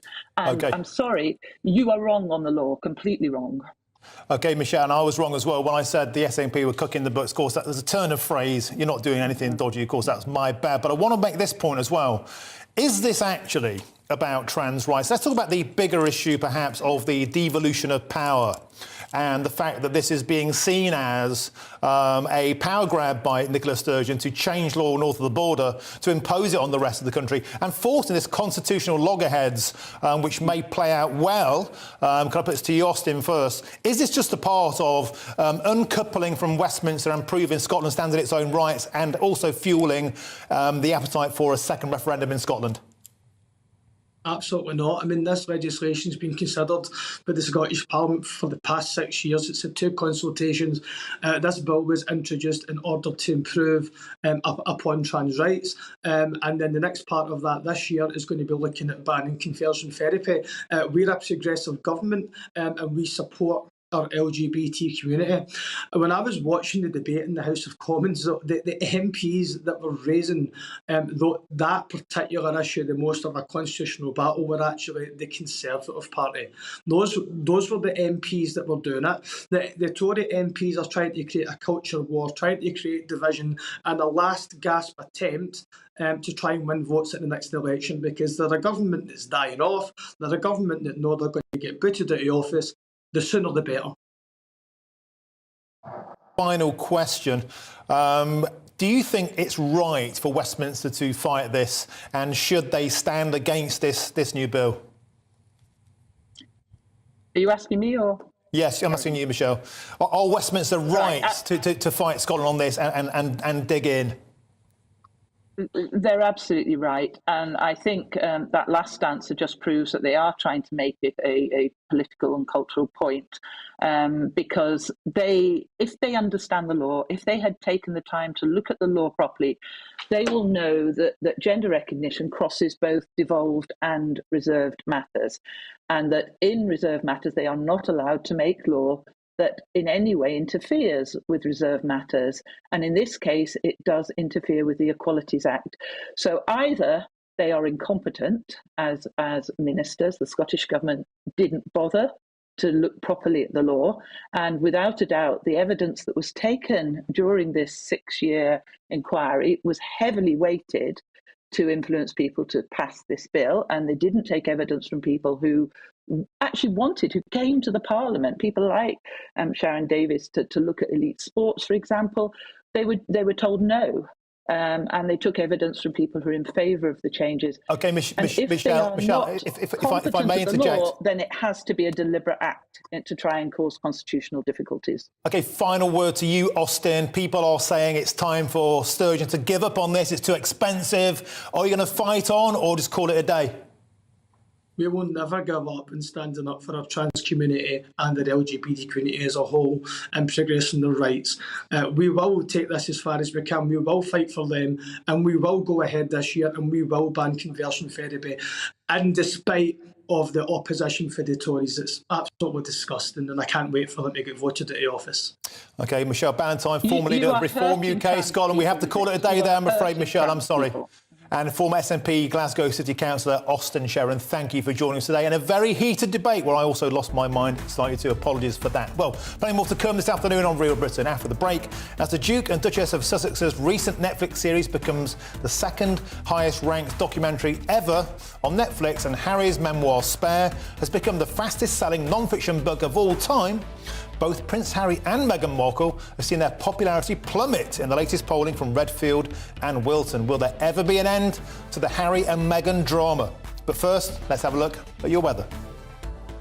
Hello there, I'm Jonathan Vaughtry from the Met Office, here with your latest weather update. This weekend is all about the northwest-southeast split, and it's due to where we've got high pressure sat across England and Wales, keeping the colder air intact here. But further towards the northwest, we've got milder air pushing up in association with these frontal systems. That milder air is going to be wrapped up with a fair amount of cloud, outbreaks of rain and drizzle, and a persistent breeze, particularly across the Hebrides and up towards the Northern Isles tonight. Meanwhile, where we've got the clearer skies across particularly areas of England and eastern Wales, the frost will be returning down to as low as -7 degrees in some rural prone spots. We will see some freezing fog patches as well, perhaps particularly Bedfordshire, Hertfordshire, so could be a bit of a murky start to Sunday morning through here.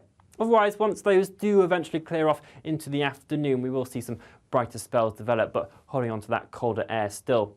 Further to the northwest then, it's going to be another fairly drab day. The winds will ease out, but that's just going to help lower the cloud a bit more, so certainly some hill fog in places and rather murky with further persistent areas of rain. Climbing to highs of 10 degrees though, but with the cloud, not necessarily going to feel that particularly pleasant. Into Sunday evening, we retain that split then, so it's going to remain mild across the north and west where we hold onto that cloud. But now the cloud pushing its way into northern areas of England, western areas of Wales, so a slightly reduced risk of frost here, but where we hold onto those clearer skies, again, central eastern areas of England, temperatures will be plummeting once again, -3, -4 in towns and cities.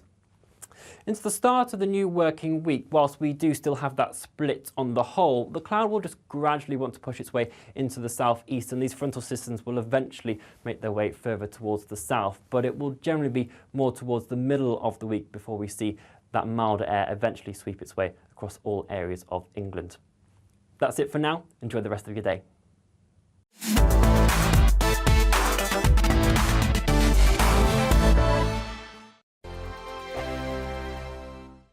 Monday to Thursday, 9 p.m. till 11 p.m. Join me, Dan Wootton. I'll bring you the sharpest takes and hottest debates. Do you not believe in prisons? I don't believe in prisons. I'm completely stunned. I guarantee you there'll be no spin, no bias, no censorship. I actually was personally quite offended by it. And no reason to go to bed. So I guess they've always been quite woke. That's Dan Wootton tonight on TV, radio and online. Monday to Thursday from 9 p.m. till 11 p.m. on GB News. The People's Channel, Britain's news channel. Every morning from 6 o'clock, we'll wake you up with GB News Breakfast with all the stories you didn't know from the night before. So whether it's serious news, entertainment or your own views from all over our great nation, we're here to kick off your day with a smile. The national media should be reflecting and reporting what's happening here. You will notice the northwestern accents.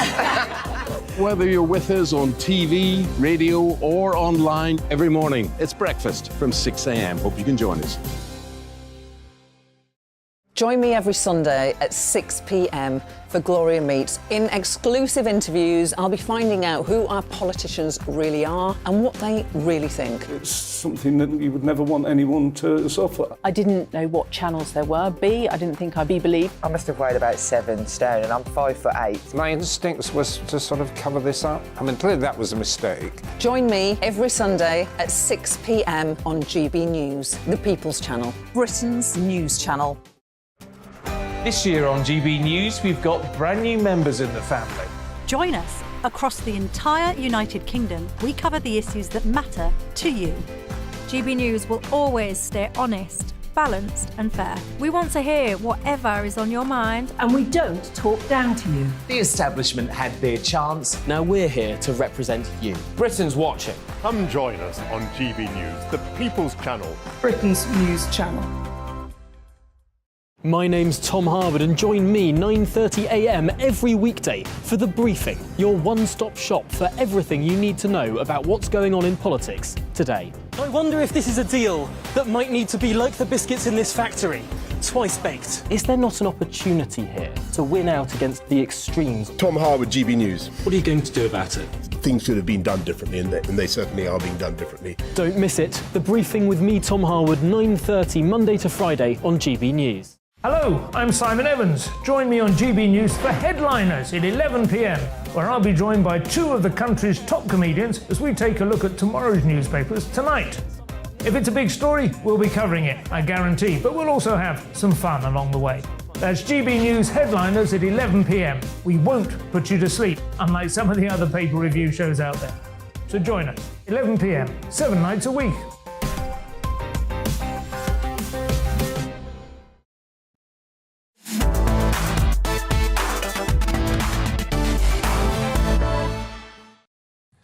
Welcome back. It's 3:26. This is Real Britain on GB News, on TV, online and on your digital radio.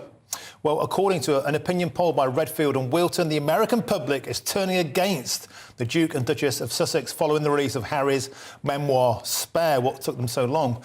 Prince Harry now has an approval rating of -7 compared to +38 in early December, and Meghan Markle's popularity has plunged to -13 from +26 in the same period. Meanwhile, it has also been reported that Prince Andrew is trying to get his HRH title back after it was taken away from him last year, whilst acknowledging he won't ever return to royal duties or have his patronages restored.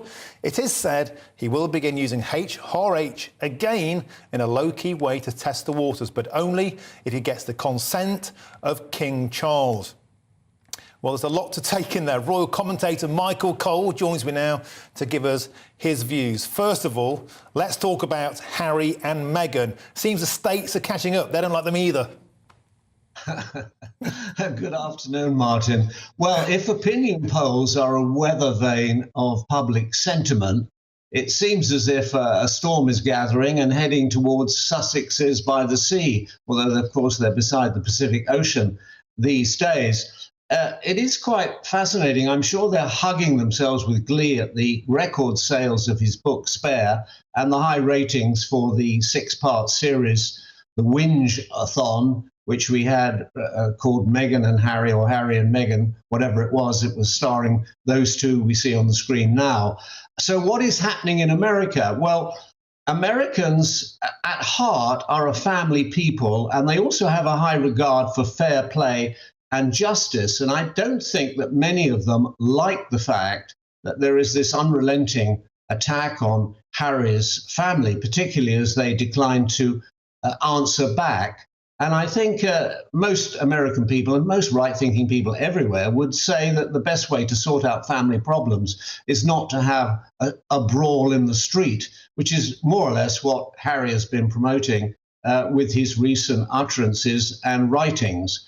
It's should be a warning sign to them. As you say, negative values on all these opinion polls. And even in America, I mean, the Princess of Wales, Kate Middleton, is far more popular than Meghan, as indeed is Camilla. And she was certainly not popular when she was the third person in Prince Charles and Princess Diana's marriage.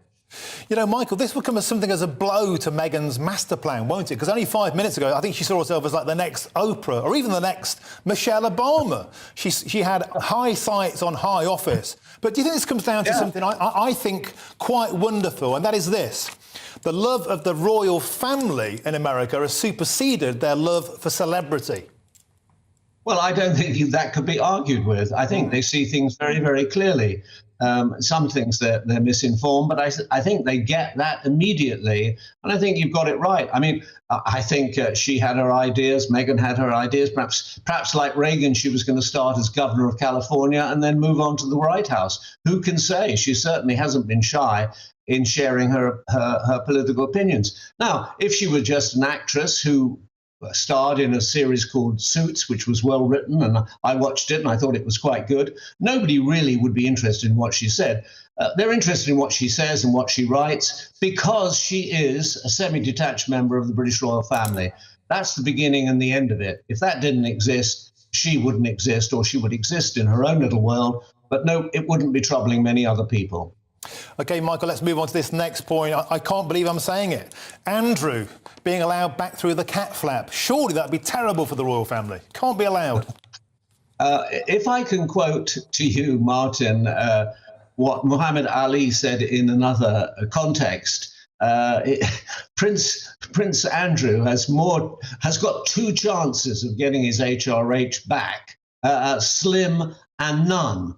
The fact of the matter is that he still has this honorific title, His Royal Highness, but he doesn't use it. That was the deal that he came to with his older brother when he quit public life. Now, that's quite sensible. To remove it would require the issuing of letters patent, and that hasn't happened. But it's unrealistic to the point of delusion for him to think that he can make a comeback. In fact, many of the charities, organisations and regiments of which he was titular head don't want him back anyway. And I think there's absolutely no chance. Prince Andrew wasn't always the king's favourite brother, and I'm sure he's not going to move on this. I think, to be fair, and we're always fair on this programme, we should say that he was never charged with anything. He never admitted anything. It was a civil case. But to settle that civil case, somebody in the royal family paid £12 million to make it go away ahead of the Queen's Platinum Jubilee. So he should be quiet, stay on the golf course, enjoy his private life, but forget about any return to royal or public life. Indeed, like a former royal horse put out to pasture. Royal commentator Michael Cole, thank you very much for your time today. Thank you very much.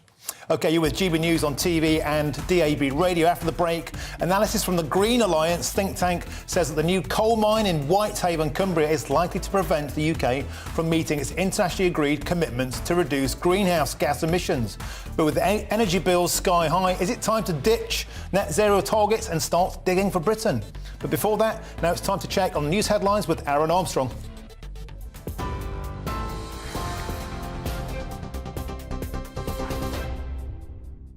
It's just after 3:30. I'm Aaron Armstrong in the GB newsroom. Former Chancellor Nadeem Zahawi says his tax error was found to be careless but not deliberate after Labour called for him to be sacked. Mr Zahawi's released a statement in response to reports he paid a penalty as part of a multi-million-pound tax settlement over the sale of shares in YouGov, the polling company he founded.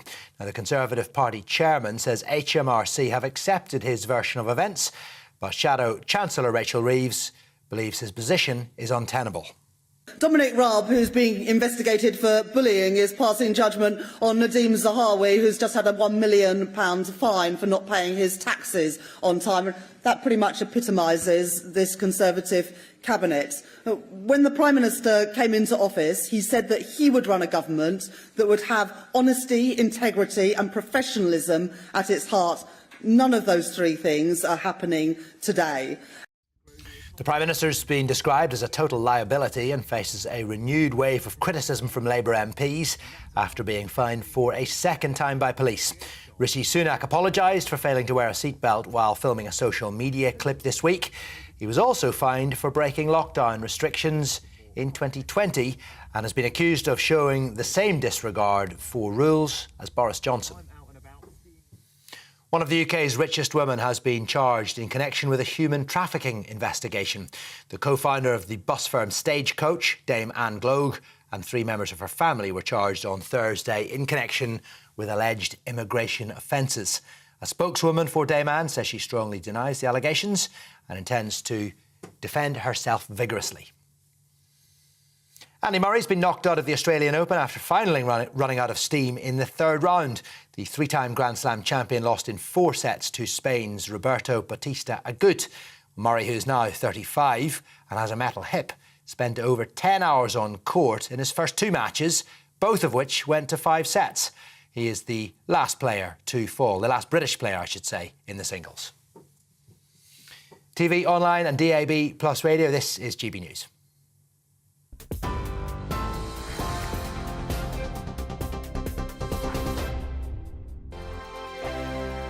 Monday to Thursday nights on GB News. At 6, it's Dubes & Co. 7 o'clock, Farage. At 8, join Mark Stein. And at 9, Dan Wootton Tonight, followed by Headliners. On TV, radio and online. This is GB News.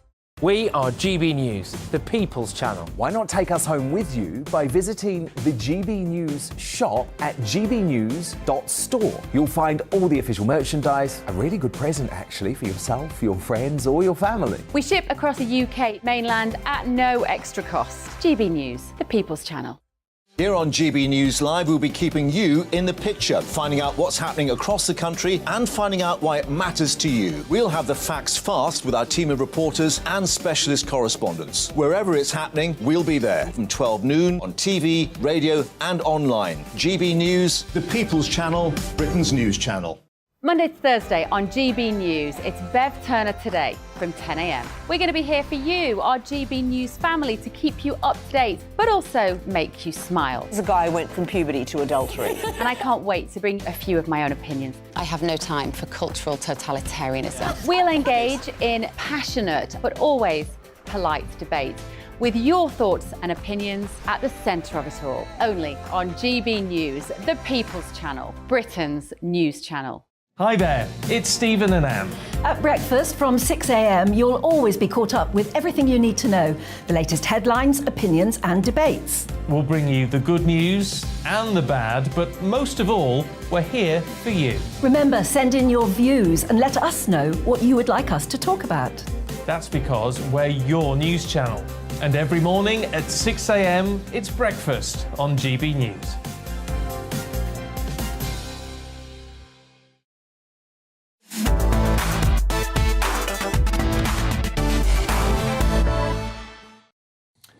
Welcome back. It's 3:37. This is Real Britain on GB News, on TV, online and on your digital radio. Well, analysis from an environmental think tank suggests that the new coal mine in Whitehaven, Cumbria, could prevent the UK from reaching its commitments to reduce greenhouse gas emissions. The government said the mine would be carbon neutral, with up to 95% of the methane produced being captured or eliminated.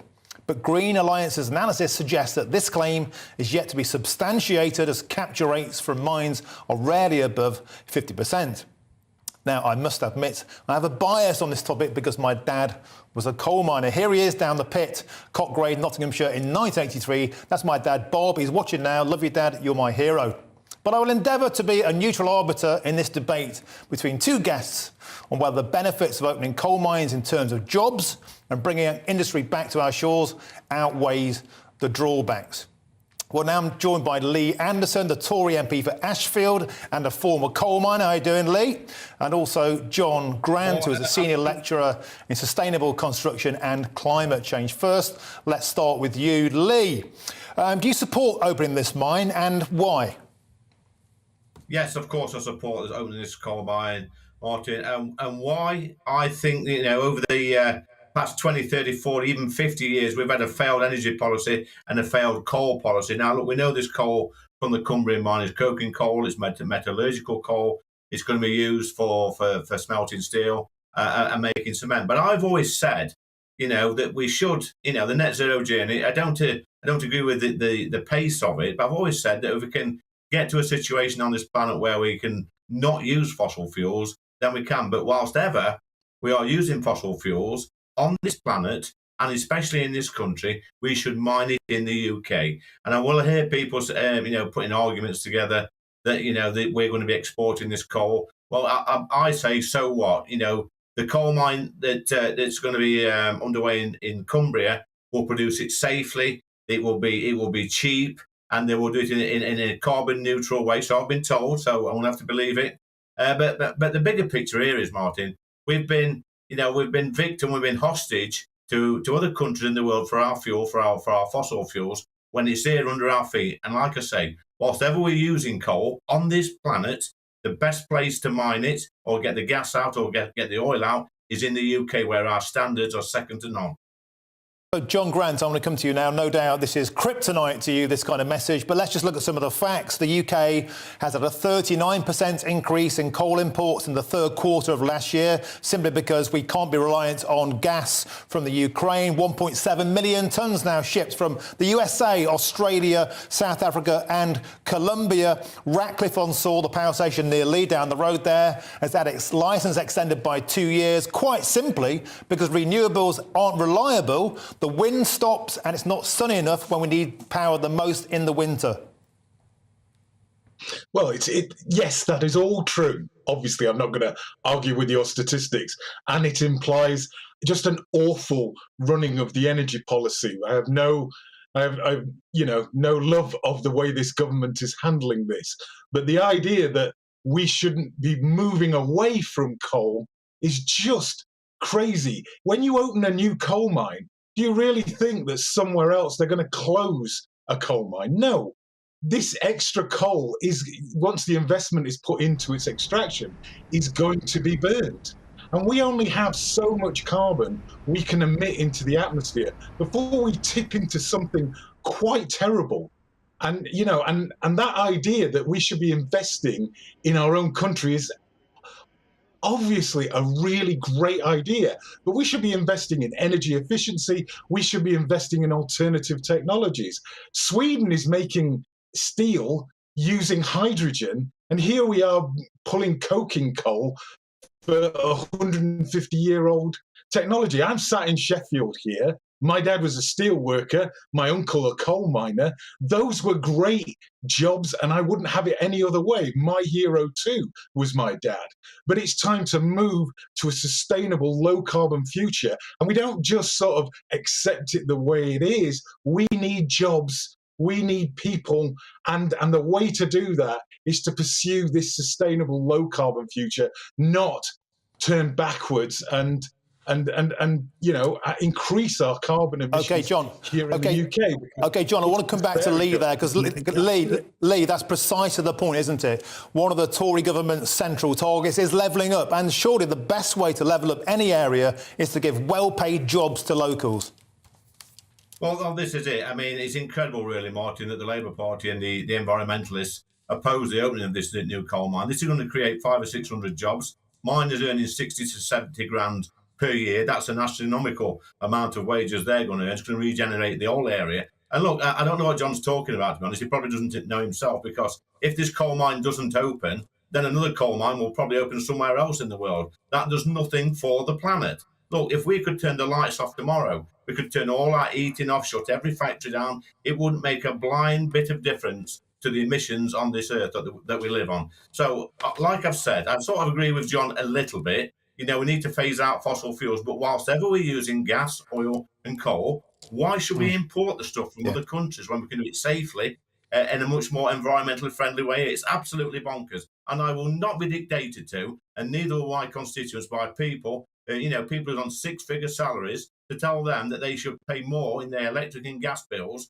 to subsidise this green journey. Yes, I don't mind the journey we're on, but don't make my residents pay more money for it on their gas and electric bills. And John, isn't a key point about this is the foreign ownership of all of these offshore wind farms in the UK. This is generating a huge amount of money, but not for the British taxpayer. No jobs, no tax. This is a simple case of ideology over reality, isn't it? No, it's not. We have more than 1 million jobs that are there for the taking as we convert to a low-carbon future. This idea of 500 jobs now is just a ridiculous argument. There are millions of jobs. We start with 1 million as we lower the costs to your constituents, to everybody in the UK, as we make ourselves more efficient. This is not about supplying more and more fossil fuel-based energy. This is about meeting the needs of our society and doing that in a sustainable, long-term way. The fact that this government just doesn't have the vision to invest in sustainability, in low-cost energy, because the energy is much cheaper from renewables, and the energy efficiency in our homes. So those people struggling are going to pay a lot less, and pay a lot less forever. Because that thing about foreign investment, all this extra money that we're giving to our people, which I don't disagree with, for their energy, is going to foreign, for the most part, foreign businesses. It is just pouring away. Surely what we need to do is to employ people in the UK to improve our efficiency, and those people pay less money overall. This is just a short-term event. And, John, you know, John Grand, John Grand, thank you for your time there, John. I know you're an impassioned guy. Lee, before you go, I want to ask you one quick question. You're going to have a knockout boxing match with Mr. Stop Brexit, Steve Bray, a guy that's been shouting in my ear all for a long time, and now yours. Is that serious, and are you in training? Well, listen, I've started training already. He is a prolific public nuisance, as we know, but, you know, he's got his right to demonstrate, and what we've done to try and take the nastiness out of it, because he does hang around a lot, is I've challenged him to a charity boxing match to raise money for a male suicide charity. So, I mean, and the deal is, if I win, he stops protesting, and if he wins, then I'll go out and protest with him and campaign to go back in Europe. And I couldn't say fairer than that. And like I say, try and raise a few quid for some good charities. OK, Lee Anderson, Tory MP for Ashfield, and John Grant, thank you very much for your time. And Lee, I'll tell you what, I've shook hands with both you and Steve Bray. My money's on you. It's going to be the UK versus the EU once again. It's going to be a superb knockout match. Thank you for that. OK. Well, Dublin has seen a huge shift in its adult population, with over 70,000 immigrants in 2022 alone. Over the last 10 years, the country's population has gone from 3.5 million to just over 5 million, and protests in some areas are becoming a regular event. Our reporter, Doogie Beattie, has gone along to find out more. Well, this is an old Docklands community, population probably about 4,000. It's a working class, which was... Many of the people would have worked in the docks, and of course that's largely gone, the docks, you know, because the containerisation would have destroyed this company. But now we're surrounded by, you know, there's a new hotel being built there just beside us. There's Google are just down the road, and it's an ordinary working class people with a very wide mix of people, and it's quite an elderly population as well. Malachy Steenson speaking for the community of East Wall in Dublin. And they're on the march to protest about the amount of immigrants coming into their community, where housing is already desperately short. We have a huge housing crisis. We have a population of 5.5 million, which has increased over the past 15 to 20 years from 3.5 million. These are people who are coming in, by and large from the UK, coming in, having spent many years there and haven't achieved asylum there, or are afraid of the Rwanda policy coming in, and they'll be moved off to be processed in Rwanda. So they're coming in here. These protests are being called right-wing, and the people here are very keen to explain that that's not the case. We are ordinary people, ordinary workers in a working class community here, who have come out to say, not that we're opposed to refugees, not that we're opposed to asylum seekers, but if somebody's coming in as an economic migrant, then they're an economic migrant. Let them come in through the ordinary visa process. That's all very well saying that, but Irish used to be the economic migrants around the world. We were, and we went as economic migrants, not as asylum seekers, and we went to America, Canada, and right throughout the world, and we worked. And you went in, if you went to America, you stayed with family members or somebody you knew or somebody who knew somebody else, and you got a job and you worked. You didn't go in and get put up in a hotel or an office block. And, you know, today our children are having to emigrate because they can't afford to live here. So it seems to be incredible that our government is forcing our young people to emigrate, and at the same time saying we've an open door to everybody else that's coming in. There's something fundamentally wrong with a society that does that. It's the middle of rush hour in Dublin, and these protesters have managed to basically stop traffic. People here trying to get home will have to wait a while these protests go ahead. Feelings are running high, and it's across a wide section of society. They're not refugees. Rodrigo Gorman, the minister, is encouraging them to come all over the world, and they're coming, and we'll have no country left. There is racism in Ireland, but it's against the indigenous Irish people. We can't be putting up with this. We have our own Irish homeless people, and they're not getting the support they need. They're living in tents. While the traffic comes to a standstill, protests are gathering momentum, and at some stage, public representatives will have to address the situation. Dougie Beattie, GB News, Dublin. OK, well, GB News reporter Dougie Beattie is in Dublin for us now. Dougie, what's the feeling on the ground? Well, today, welcome to, first of all, to Connell Street. Right behind me is the GPO. It was where in 1916 the proclamation of the state was formed. You can actually still see the bullet holes in the walls. But now we have a very different Ireland, a very modern Ireland, a very trendy Ireland, a very economic Ireland where people want to come and stay. And the protesters here that are behind me outside have been blocking the city all day, and they say that they want their needs met first before refugees or immigrants come from anywhere else. And that it is very, very divisive inside Dublin. I mean, there's been protest and anti-protest on the other side of the street at one point. It was quite heated, and they stopped outside the Lord Mayor's residence, the Mansion House, in order to protest at some comments that she had for them. But from me in Dublin, goodbye. OK, thanks for that, Dougie. Thanks for that. So let's move on now to our next story. OK, so Rishi Sunak this week suggested that it's only idiots who don't understand why he does not immediately cut taxes. He told an audience during a levelling up trip to Morecambe, "You're not idiots, you know what's happened," referring to the pandemic and the war in Ukraine. But Sir John Redwood MP has responded by saying a growing number of colleagues have spoken to him about the need for cuts to taxes in the next budget. He said, "The current situation is not sustainable. Rishi has got to accept the need for targeted tax cuts to boost investment in the March budget." So, are tax cuts in the near future realistic, and could they help the economy? Well, joining us now with business commentator and the co-founder of the business regionally, Justin Urquhart-Stewart, the resplendent red brace wearer. How many pairs of those things have you got? Well, there were over 40 at one stage, but now I'm pleased to say they're down. So, well, no, trousers, but braces. No, down to 10, I think. Good. OK, so we are currently in the highest tax economy since World War II. It feels like we voted for Boris, but we got Jeremy Corbyn. A lot of people would like to see a tax cut to help with the cost of living crisis, but apparently they're all idiots. Well, the trouble is it's become a sort of, a totem where we must cut taxes. Actually, that's the wrong way round. What you need to do is encourage more investment. And you don't do that necessarily by cutting taxes, but increasing actually enterprise investment opportunities. So actually, we've got something called the Enterprise Investment Scheme. Yeah. It gives incentives to invest. So give tax incentives rather than just tax cuts. Therefore, encourage more money for people to invest, and then more money from outside Britain to come in to invest. And especially, this is much more important, to be able to invest around the country, because most of it ends up in the southeast. Yeah. If you really want to do levelling up, it's not about opening a museum in Morecambe or something like that, another small, local, almost good cause. It's a bit patronising, but nonetheless, what you want to do is release local money to invest in local businesses. Yeah. So you can actually create, say, a northeast investment cut. Not investment cut, but investment incentive.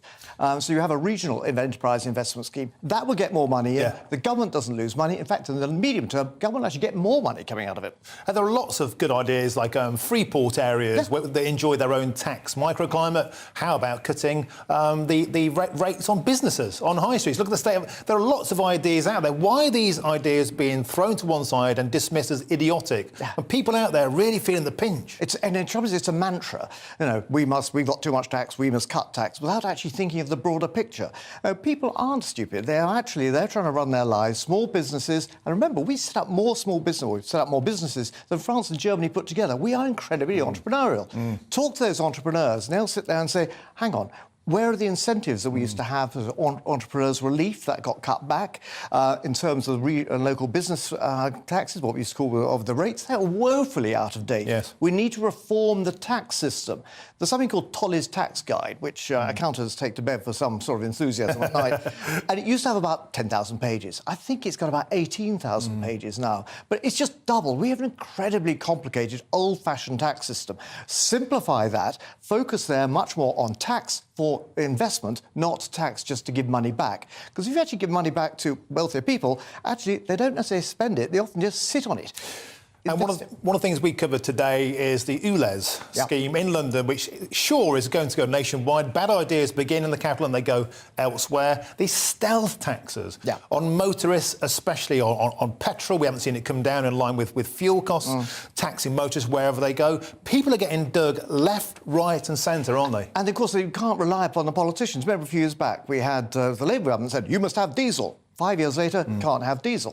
And of course, ULEZ, actually the way around that, I've got an old Morris Traveller, 1963, which is, because it's so old, it doesn't have to do that. And the other car I've got is a Saab, and of course the Swedes were far ahead on this, so even my 25-year-old Saab qualifies for it. No, but again, they're mucking around with silly rules like this without looking at the bigger picture, what you want to be able to do. How do we get London and the big centres to be able to operate with cleaner air and more efficient transport? Superb, great. Justin, thanks for your time today. We've been watching Real Britain with me, Martin Dorby. Thank you very much for your company. The show is on every Saturday at 2 p.m, but for now, I'll leave you with the weather. Goodbye.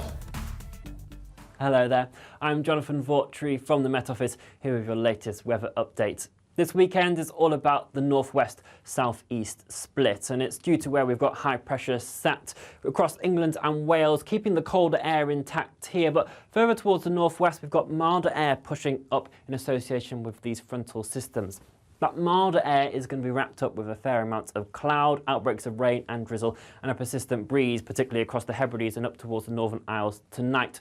Meanwhile, where we've got the clearer skies across particularly areas of England and eastern Wales, the frost will be returning down to as low as -7 degrees in some rural prone spots. We will see some freezing fog patches as well, perhaps particularly